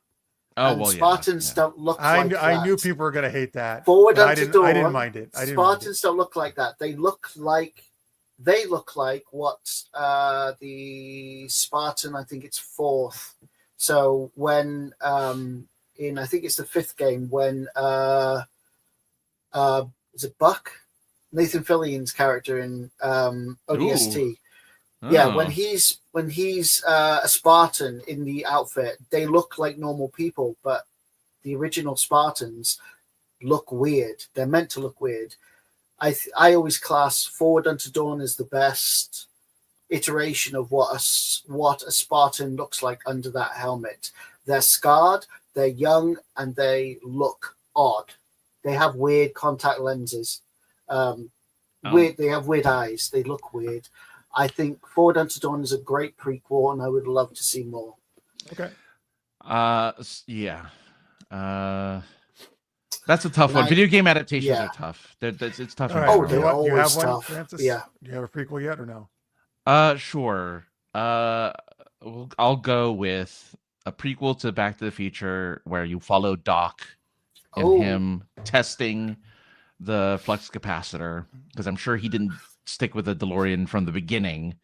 So how he, like, just like a weird movie where, or like a series where he fumbles with trying to learn time travel and learning that he needs 1.21 gigawatts and all that stuff, but like getting to that point, creating the flux capacitor. even watching him like making a heist. Yeah, one of the last episodes being a heist movie where he steals the plutonium. Yeah. You know, Or I was going to say, or like near the end, it's when he first meets Marty McFly. yeah, because like, how does that relationship work with like a teenager and somebody like 90 years older than the teenager? Like, how does that work? You know, like where does that? You know, I still remember that scene in A Million Ways to Die in the West with the dog. where That's such a great that scene. was Great probably Scott. one of the handful of good scenes in Yeah. Million Ways to Die in the West. Yeah. Yeah. I thought you wanted Back to the Future prequel where we follow George McFly spying on Lorraine. No, because if But it's again, a prequel, yeah, but then we have a prequel. if it's a real prequel, it would have been him being a loser. Because it'd have to be a prequel after Back to the Future 2. I know. And then he's a good guy. Yeah.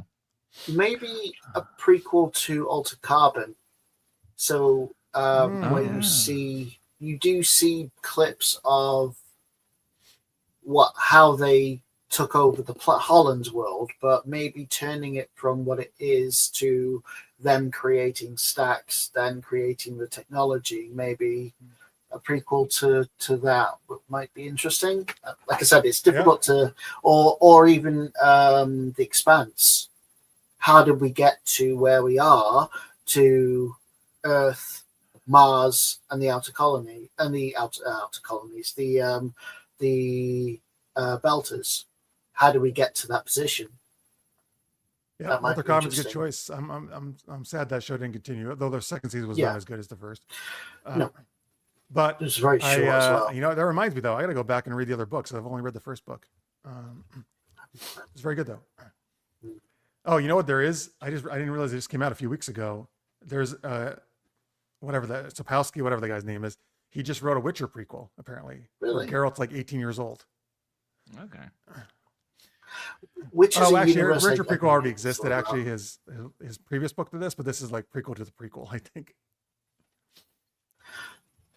The only other prequel I can think of is would be like Warhammer 20K. Like you love but they haven't done anything like during the dark age of technology where when humanity was at its height. Oh, instead of 40K, it's 20K. Yeah.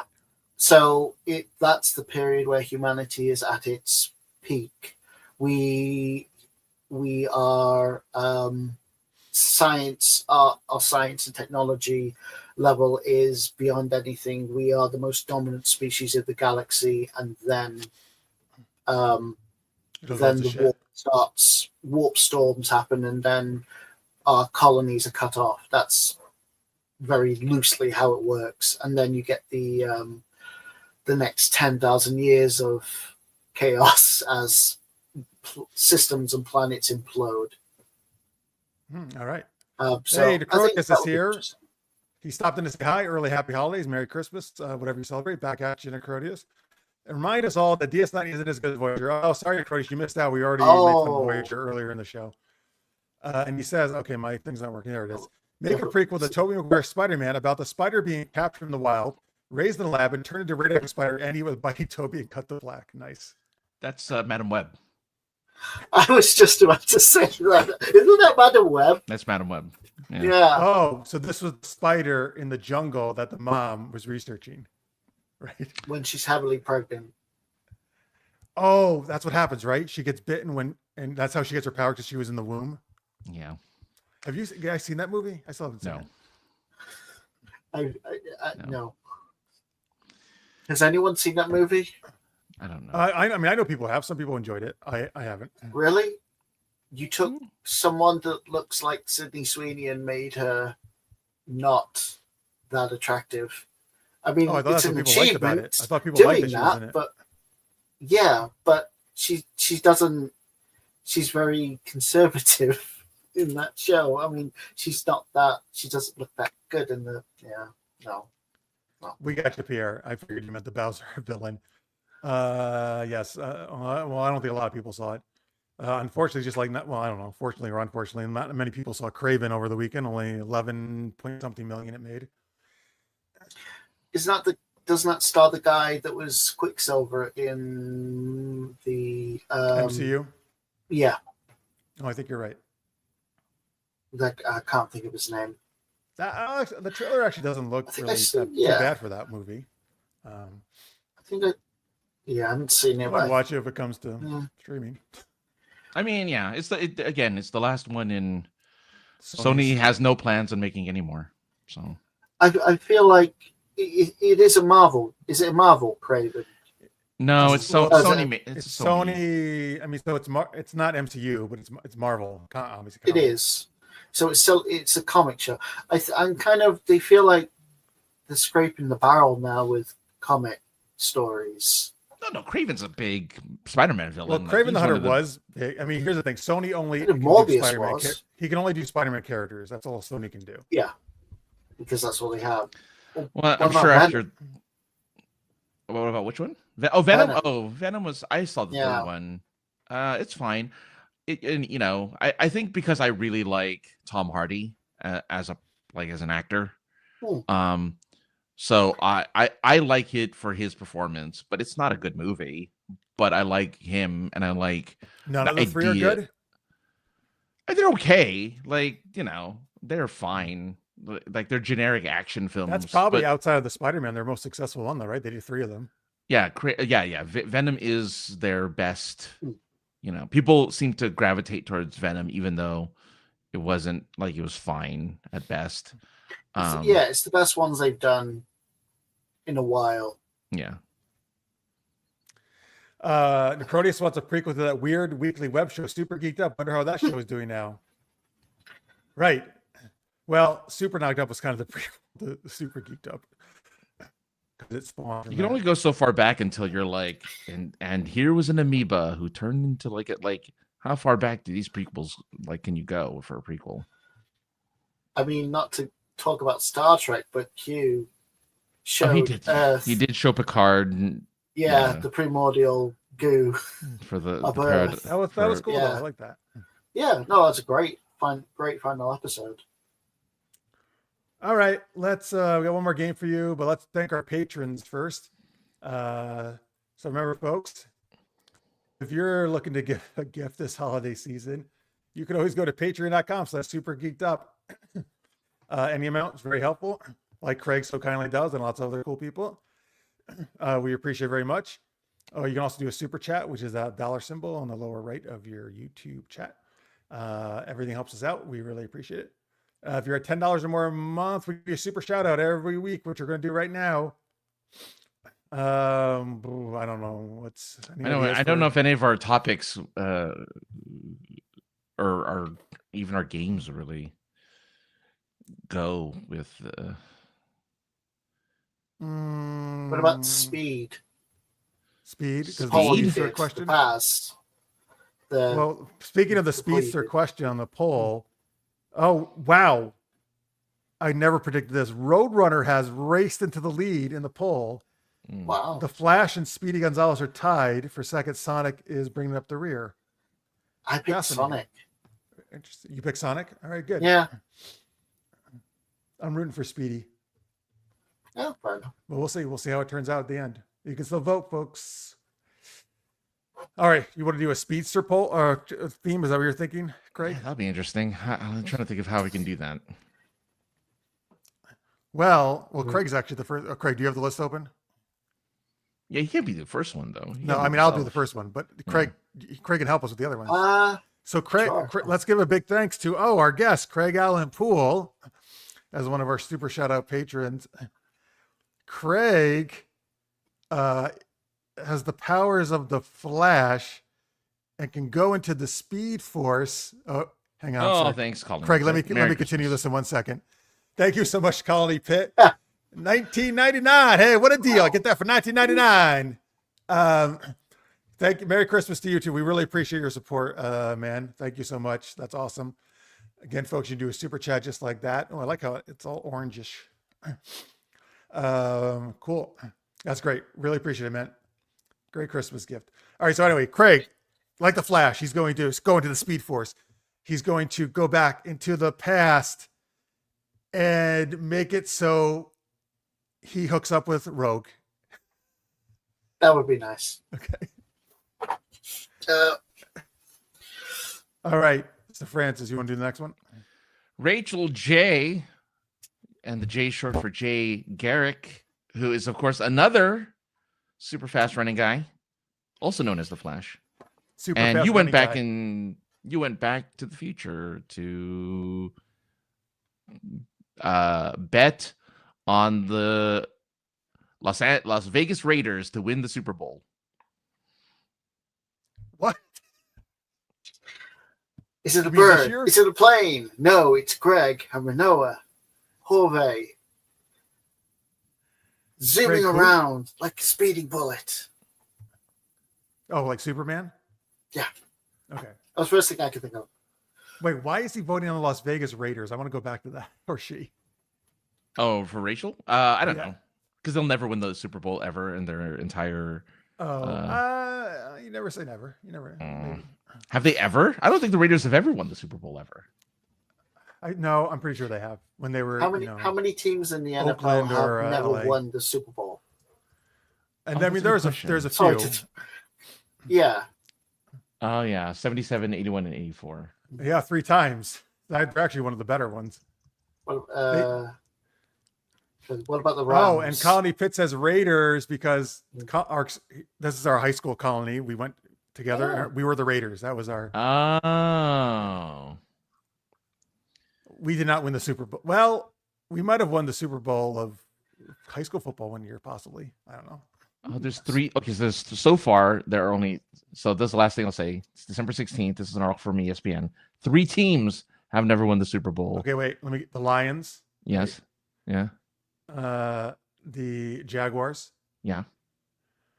And that's pretty good. I got 2. And the Panthers. Texans. Okay. Panthers I won would just- 2. Yeah. I Oh, would have 2. said Wow. Cleveland. I would have thought Cleveland. Okay. All right. Oh, look at this. Stream Elements working again. Wow. How about that? All right. Anyway, so we're at Tammy Anderson. Super shout out to Tammy Anderson. Tammy, you are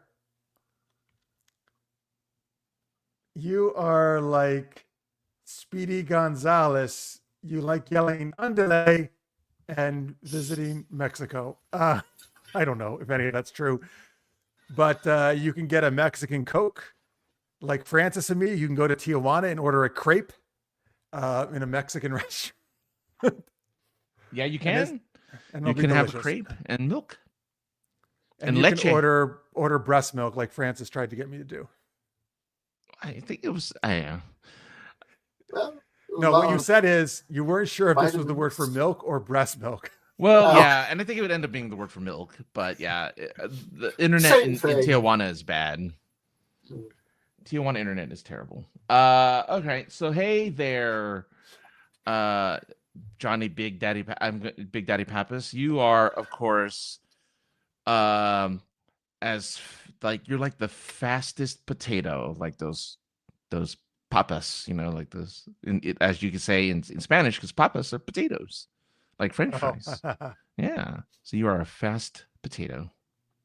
Nice. Oh, who doesn't want to be a fast potato?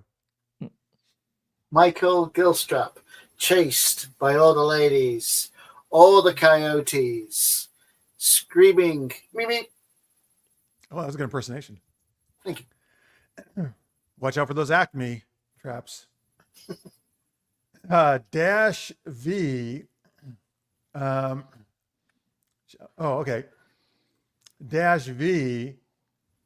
You are going to meet up with Quicksilver, who's going to speed you to meet his sister, Scarlet Witch. But you'll realize she's from the MCU and she's fucking nuts. So you'll run away and you'll dash away. With your vagina. Oh I my was just God, thinking, alright. Dash, The Incredibles. I forgot about him. Oh, that's true. That's a good one. Well, you can Dash use him from The next. Incredibles. Yeah. I forgot about that one too.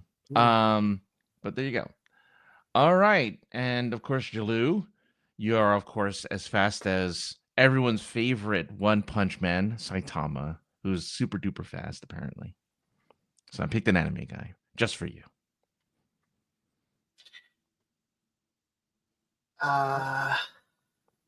Delaney Parker. So fast. You don't even know she was there. Was she there? No, because she was too fast. Too fast. You think she's there, but she's not. She's already right behind you. Just the way I like it. Yes. All right. And Brian H., you're going to hop on Go-Go Tamagos and her skates and zip around futuristic Tokyo, San Francisco, Tokyo, San Fran, Tokyo. Is that what it is? San Fran, Tokyo in Big Hero 6. Big Hero 6. Yeah, and you're going to hang out with Baymax and all those cool guys and just have a grand old time. She wears all right, cool. Yeah, roller skates. Not roller skates, wheels. They're just like roller blades, right? Yeah. Yeah. Oh, I thought you were like going Go-Go Gadget. Okay. Oh, he does have roller blades, roller skates. He can go gadget skates. And a helicopter. Yeah. Mm-hmm. Speaking of which, Patreon.com/super-geeked-up. Yeah. Or like Colony Pitt, you can do a great super chat. Thanks again for that. Really appreciate it. And thank you to all our patrons, no matter what level you're at. All right, last game of the night. Oh, wait, by the way. Oh, did we I guess Colony, our high school in 1988 won our like state Super Bowl or whatever. That's great. Nice. All right. Super Camera Freeze is our last game, which Francis is going to tell us about. We're gonna be in a Zoom call, the three of us, as either ourselves or as characters. We switch it up every once in a while on how we want to proceed with that.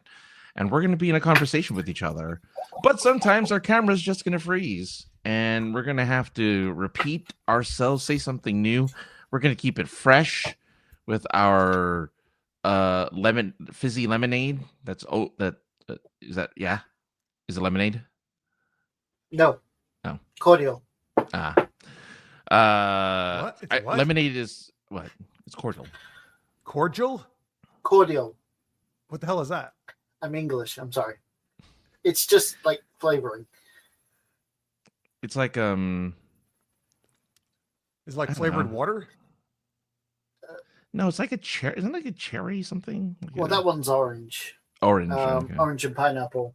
Mm. Yeah, it's just like flavoring. You're having orange pineapple drink, is what you're having. You add it with water. Yeah. It's just cordial. It was because he was either that or Bovril. Those were his two choices. I have no idea what you're talking about. It's all right. I did that just for him. Thank you. Another English thing. Okay. Yeah. All right. So we need maybe we'll do some characters because we were ourselves in the other game. Yeah, we can do characters. So give us a fictional. I guess it doesn't even have to be like an actual real hero. You could do. I think it doesn't really matter in this particular case. We'll just pick up the persona of any character you want to put in the chat room, and we're gonna have a conversation. You also have to give us a scenario in which we're having this conversation. We can definitely be Bowser, the president of Nintendo of America. What is this? Lakitu is also it's a character from Super Mario Brothers. It's the floaty thing. He's in a cloud and he throws spiky little armadillos. We got Vader. We got Dr. Robotnik. Is that from Sonic? Yes. That's Sonic, yeah. Dr. Eggman / Dr. Robotnik. I don't know why they played by Jim Carrey. He's one of the, that's Carrey? That's Jim Carrey's character. Oh, you are really picking all of them. Wendy Koopa's the daughter of Kimba Bomb, sure. A lot of Mario characters. All right, see Craig, do some Pierre, do some Mario 2. Oddjob's the one with the hat, right? He throws the hat in James Bond, right? It's either that or the shoe from Austin Powers. Silent? Isn't it what? Isn't he silent, Oddjob? He is. Yeah, but he doesn't talk. I thought he's the one with the hat. Yeah, he is. Well, in this show, he'll talk if we were him. David Hasselhoff. Oh, God. I love it. I want to be him. I want to be David Hasselhoff. Okay. All right, who do you want to be, Craig? I'll be Vader. All right. I'll try. Oh no, Francis, you can do the voice better. No, Why you go not? ahead and be Vader. No, you do it. You're fine. Okay. You be Okay. Vader. And Francis, out of the myriad of Mario characters, who do you want I to be? know. Which shall you be? If Pierre had chosen Random Task, which is the Austin Powers version of Odd Job, I'd pick Random Task. Oh, Mr. T. Okay, I'll pick Mr. I'll be. No, I'll be a Mario character. I'll be the very random Wendy Okupa. I think she was the one with the wand. Wait, the Koopas are like the turtles, is that right? No, Wendy Okupa is Bowser's daughter. Oh, are the Koopa? What do the Koopas look like? I thought Koopas They look were like the tiny turtles. The turtles. So right? those are the Koopa Troopers. Koopa Troopers Troopers, yeah. are the turtles, but the Koopas with names are the children of Bowser. And they look like him. They look like him. Just small versions of him. And I think Wendy has like big lips and a bow in her hair, so that makes him. And she's the only girl, I think. Trevelyan? What she Who's looks like. Trevelyan? Is that Trevelyan is oh Trevelyan? my god. Or is that Mario? No, that's not There's- Mario. I was gonna say there's Alec Trevelyan 006. I'm assuming that's not who you're A referring to. Welsh and Cornish surname. That's all I know. Played by Sean Bean. Oh yeah, maybe he means Goldeneye. GoldenEye. Oh It's yeah. Trevelyan. It's a GoldenEye. deep cut. That was good, Craig. Very good. I recently watched it. That's why I remember it. Oh, GoldenEye. Yeah, and also on Pluto, there's a Bond channel, so sometimes I have all the just on Oh, repeat. nice. He's the It's best. Huh? Pierce Brosnan, best Bond. Oh, That's well, a again, good 'cause show. he's the one we grew up with, so he's probably my favorite too. Yeah. My favorite's Sean Connery, but I understand why. I'm sorry to go wrong with him. He's a solid one. It's also Remington Steele. It's hard not to, Mm-hmm. Sean Connery. All right, folks, give us a scenario here. We got Wendy Okupa. We've got David Hasselhoff Half. and Darth Vader. Walk into a bar. Well, we have to be on some kind of communication devices, Yeah. but what are we, I guess, what are we talking about? What reason do we all have to come together? Are we planning something? Is there a big event, or is do you want What's the going audience on? to decide, or do you want us to the decide? audience. Oh, okay. So give us some idea why these three characters have all come together in this virtual meeting. And remember, at any point, one of us can say like, "Oh, what's that? You froze up," or "I didn't hear you," and then that person has to repeat the line they just did. Oh, perfect for the holidays. Planning an office Christmas party. That beats my idea. What's your idea? What was your idea? Collecting comic Team books. up for dodgeball tournament. Oh, that's a good idea. I think Wendy be good. She's small, and she's. Oh no, she's not a turtle. Never mind. She can't go into a shell. I think they would class the force as cheating, though. Is Bowser a turtle? Wait, does Bowser have a shell? He does have a shell. All the Koopas have shells. Okay, but he doesn't. He can't really shrink into his, Office right? Christmas Or can he? party. I don't know. I think he's a dragon. Oh, Koopas are tortoises. Oh, Bowser's Yeah. a tortoise. Oh, Yeah. Okay. so he's a turtle. Is he? Oh, that's weird. I didn't So know I he was was a right. turtle. But doesn't he breathe fire? Yeah, but I mean, there's Goombas and there's turtles that can fly. You can have a turtle. He's a Yeah, I special- mean it's a turtle that speaks and stands on two legs and is walking around like normal people. It's fictional, but still, it's okay. Well, listen, you got Yeah. a plumber who flies around like a raccoon and And Well, has that's the 'cause most of the suit, I stereotypical guess. Italian accent. Yeah, Mamma mia, that's right. Yeah. It's me, Mario. I can't go that high. All right, anymore. here we go. We're planning an office Christmas party. I am David Hasselhoff. Francis is Wendy Okupa from Mario. Craig is And Darth Vader. I am James Earl Jones. That's right.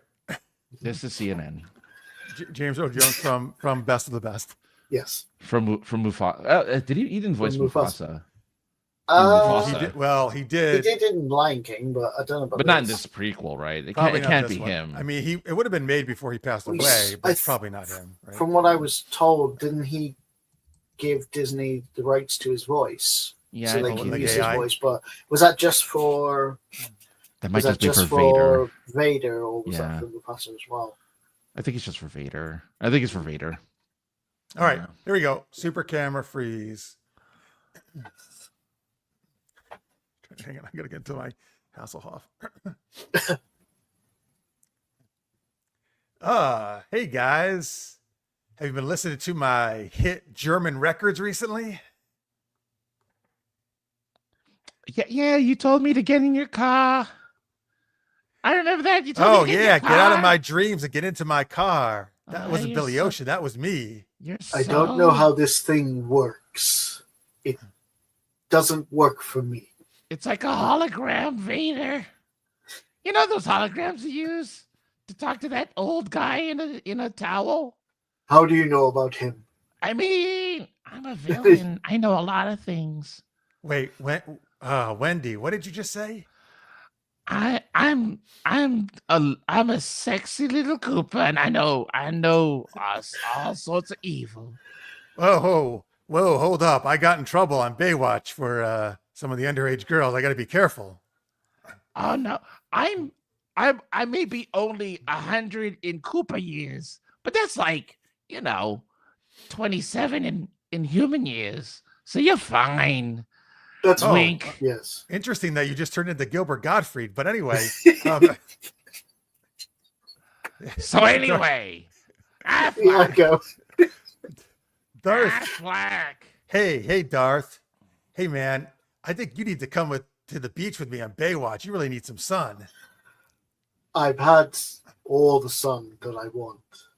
I don't think I want any more sun. Oh, that's it's right. Christmas. You hate sand, don't you? It's coarse and it gets everywhere. Wait a minute. I'm sorry. You broke up. It gets where? It gets all over you, especially when you smother it with onions. I love onions. Oh, you know what? Pamela Anderson used to smother her breast with onions to repulse all the guys hitting on her on set. I'm sorry, you broke up. What did you say? I said Pamela Anderson liked to spray whipped cream all over her tits, but that had a bad effect because all the guys wanted to lick it off. Yeah, I understand. I do that too. I put it on my shell. Oh, I also one time put it on Kit's gear shaft. I'm sorry, you broke up. You put what where? Well, Kit has a really large shaft, and I really like shifting it hard when we go into super pursuit mode. Is that like a fighter or a ship? Oh, come on, Coop, Wendy, you know what Kit is, right? Yes, it's a thing that you use to build. When you want to build something, you get yourself a kit. And You mean a droid? A droid, yes, a droid. Very much an android, for instance. I love it. As a matter of fact, I like to have supplemental insurance. Vito, what's your supplemental insurance? I got some for you. What is insurance? Well, let's say you get thrown into a lava river. Oh, wait. You get thrown into where? Let's say you get stranded in a super hot planet because some pompous Jedi thinks he's better than you. Well, guess what? I've got the insurance to take care of you. Well, it'll give you a cool black mask and like a box on your chest that gives you all the coolest radio stations. Do you mean like the box I have on my chest now? Is Pamela Anderson on your chest? Yeah. Hey, Vader, how you stole Pamela? Well, you weren't interested and she was there. Well, that's because I was just so mad when they put her on their show. Her tits distracted from my face, Everybody was looking at her instead of me. David Hasselhoff, why is your connection so bad? Say that again. I said I kept putting my face in her tits, and man, I got in trouble on Baywatch. They almost got rid of me. Did you roundabout them? No, but I do some roundhouse kicks. They're really good because I played a former Navy SEAL on the show. But wait, I was really interested in that supplemental insurance you were talking about, Wendy. Could it help me when my acne career went to shit? Yes. Whether you're near or Jafar, it will help you in any situation. Guaranteed. Like what kind of situation? Let's say you're in Germany and you get sunburned because you're on the beaches. And you're like, oh my God, I'm hot. Oh my God, my skin is really hot. Like as if you were in a pit, in a fiery lava pit on another planet. Just say that happens. That seems to be our most popular one. And your skin is burning. Wow. Guess what? We'll get you a cool black car with a little red light in the front that goes back and forth. Wait, what will you get me? We're gonna get you we're gonna get you an eye patch and a B-level Marvel movie called whatever your name was. Wait, isn't it something like Mick Curry? Mick Curry or something? Yes, that's like your. He eats curry, right? He loves curry. It's actually that's your MacGuffin. Ah, by the way, I gotta say your knowledge of Germany is impressive.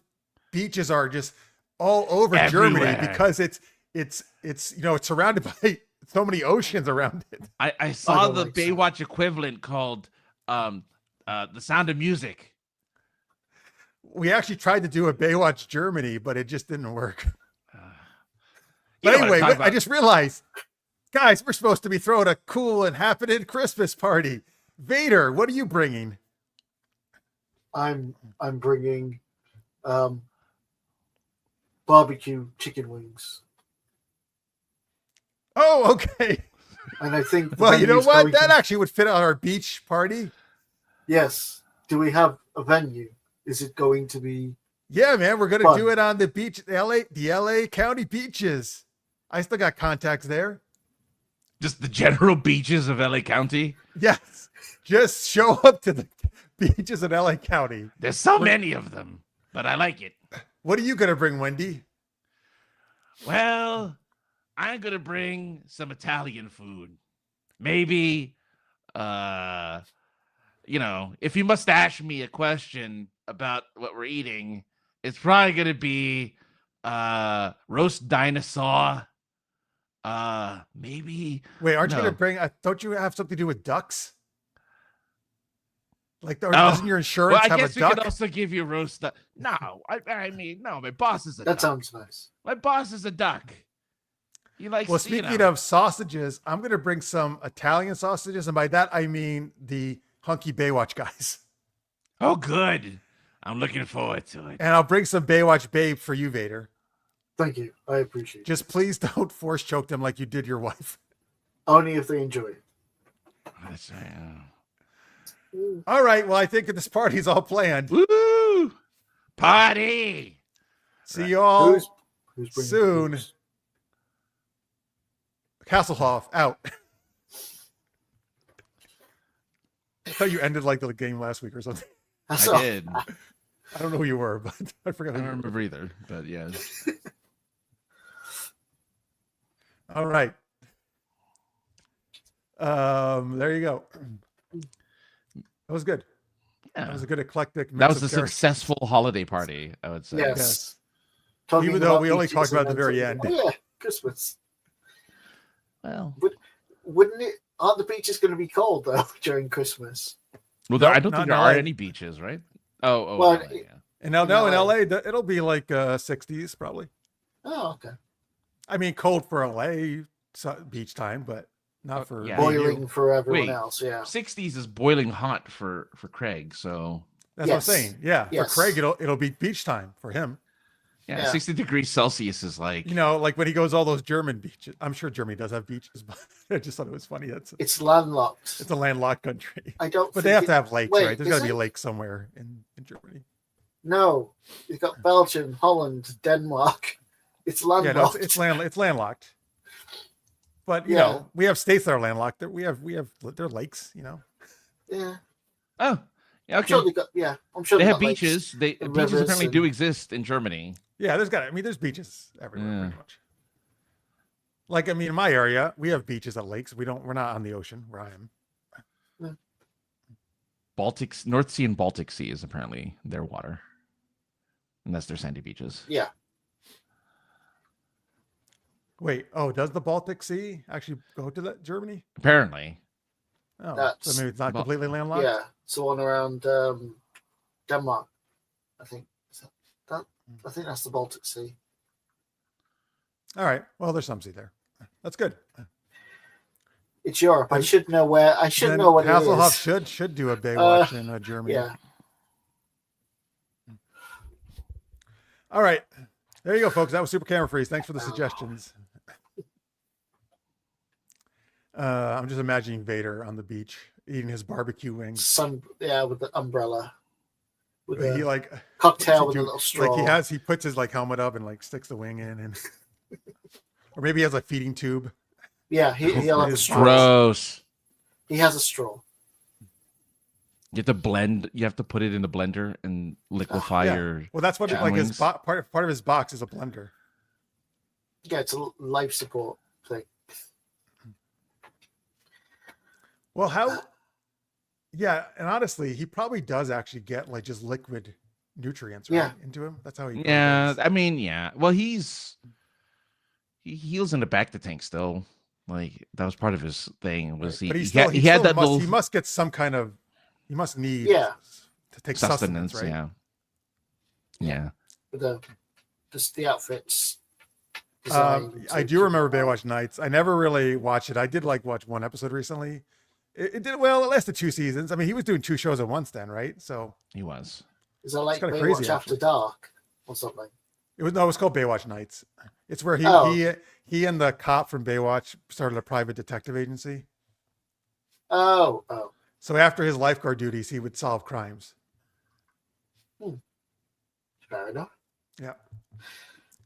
They tried to do a Baywatch spinoff in Australia, like a backdoor pilot, but that didn't go through. I think I was too young for Baywatch. All I remember is Pam Anderson. Sorry. Well, that's where it became really big. Even though she is not my favorite, because blondes usually don't do it for me. There's lots of other girls on that show I like better, but yes, she was what really made it very popular. Yeah. I always liked from Gladiators, Jet. I always thought she was the best. Who? Jet from Gladiators. I thought you meant the movie. No. Yeah. Jet, the movie. the Jet, from American Gladiators. Is that what you mean? Yeah. Or from the more recent one, I liked.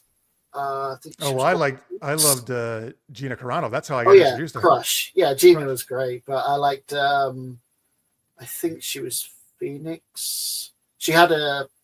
I think she had a southern accent. It's pretty cool. Dude, that's the thing. On both American Gladiator shows, I'm glad to see you got that in the UK. The girls were hot. A lot of the girls were very hot. I actually really wish the reboot went longer because that was good. Like I liked it. Yeah. Oh, they might do it again. I wouldn't be surprised if they do a third time. Yeah. I'm actually surprised they haven't done like UK Gladiators or Australian Gladiators or something, like try to spin it off somewhere else. Not well. I know Gladiators used to be in the UK, but I thought it was American. But I thought it was an American one. But they might do. I don't know. All right. By the way, Connie Pitt is saying Vader's all smoothies. That doesn't sound that bad. Yeah. Yeah. I mean, He's like, we don't know how a strawberry smoothie today. We don't know how the food works in Star Wars. Really, we don't really see a lot of food in Star Wars, so it could just be like. No, I mean we know there's bantha milk. We know there's that. Rey had so she had this thing in the Force Awakens where it was like a tablet she put into water, and it turned into bread, and turned into like a loaf of bread.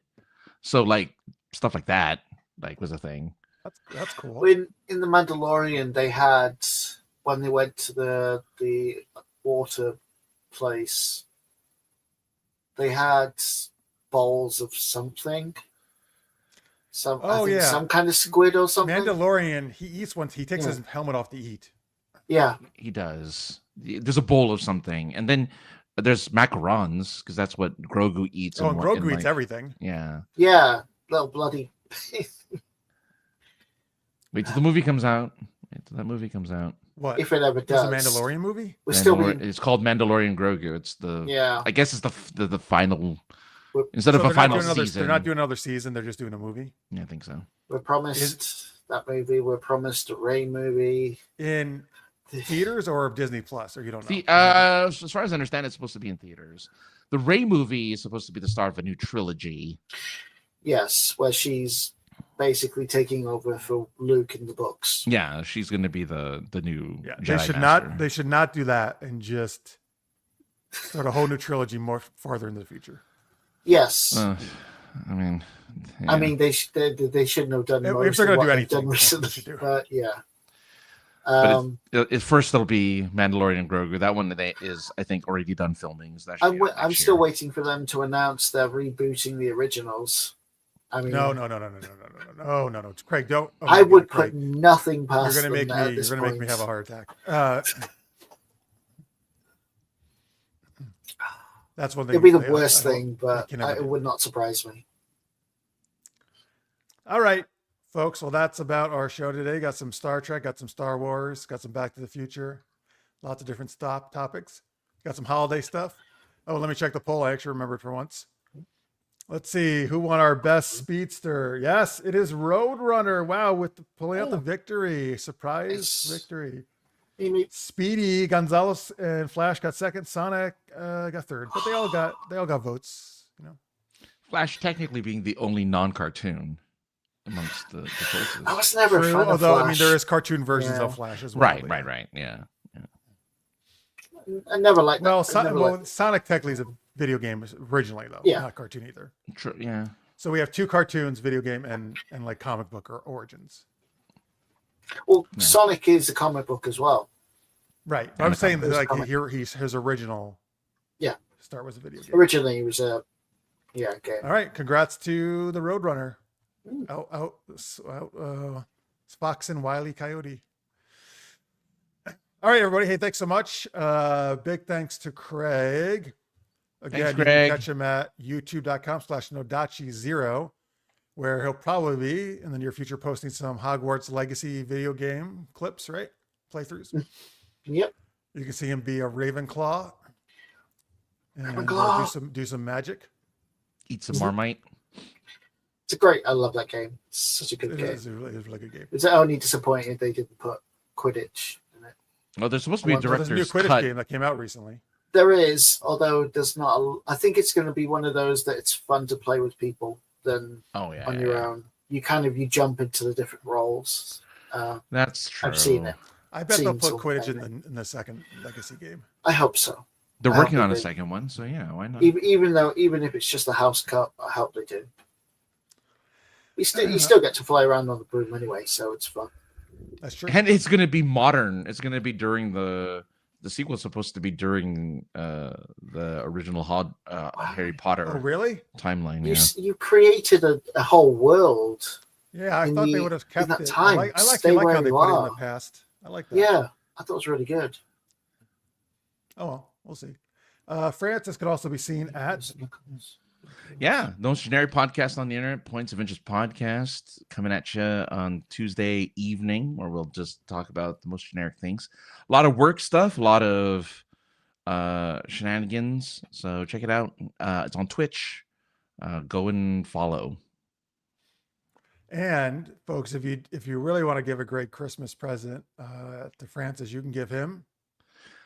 Sure. Yeah. Go to the UCLA kidneydonor.org. Go ahead and fill out the whole. It's a questionnaire. If you're interested in donating a kidney. One of the things This is for that, Francis, by the way. We're not looking for random kidneys on the black market. That we wanna right, sell. yeah. So Francis yeah, needs a because I have kidney. I have chronic kidney disease or end stage renal disease.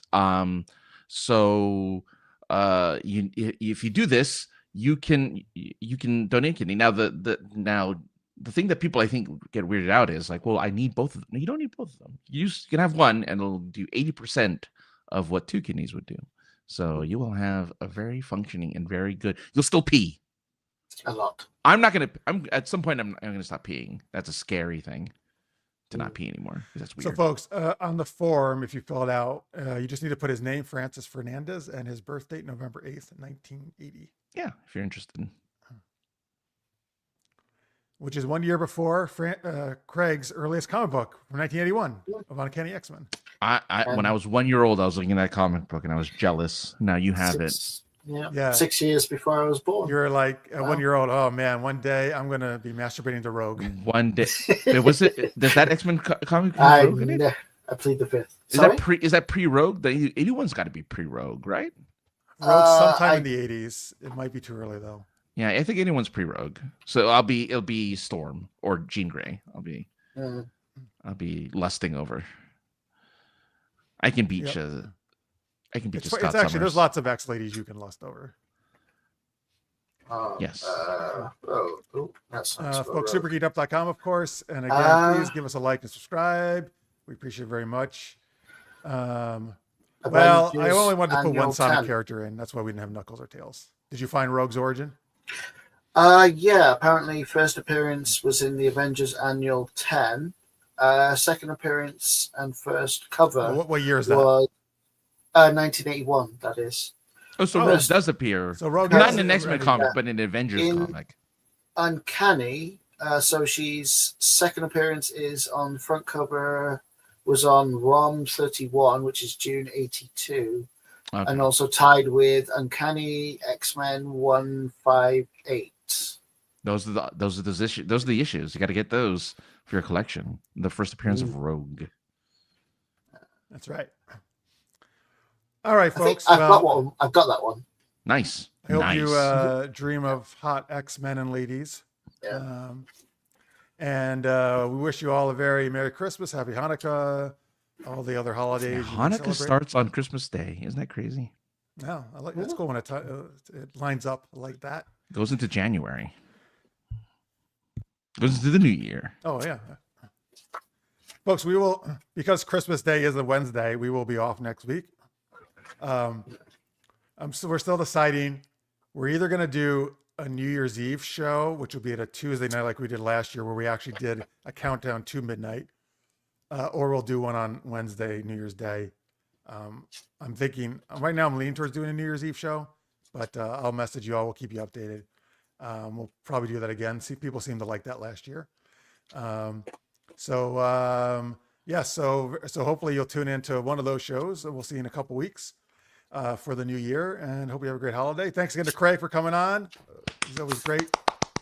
Hope you get some good comics for Christmas. Yeah. There you go. 158. Oh, wait a minute. Let me put this on the screen. Who is that? That is Rogue? 158. I'm guessing that's Rogue. Yeah. Oh, I forgot how different she looked back then. Mm-hmm. That's awesome. He has it. He has the one he just looked up. That's pretty cool. Yep. Nice. All right. Well, all right, cool. All right, folks. Thanks so much. Have a good one. And until next time, stay geeky, everybody. Bye.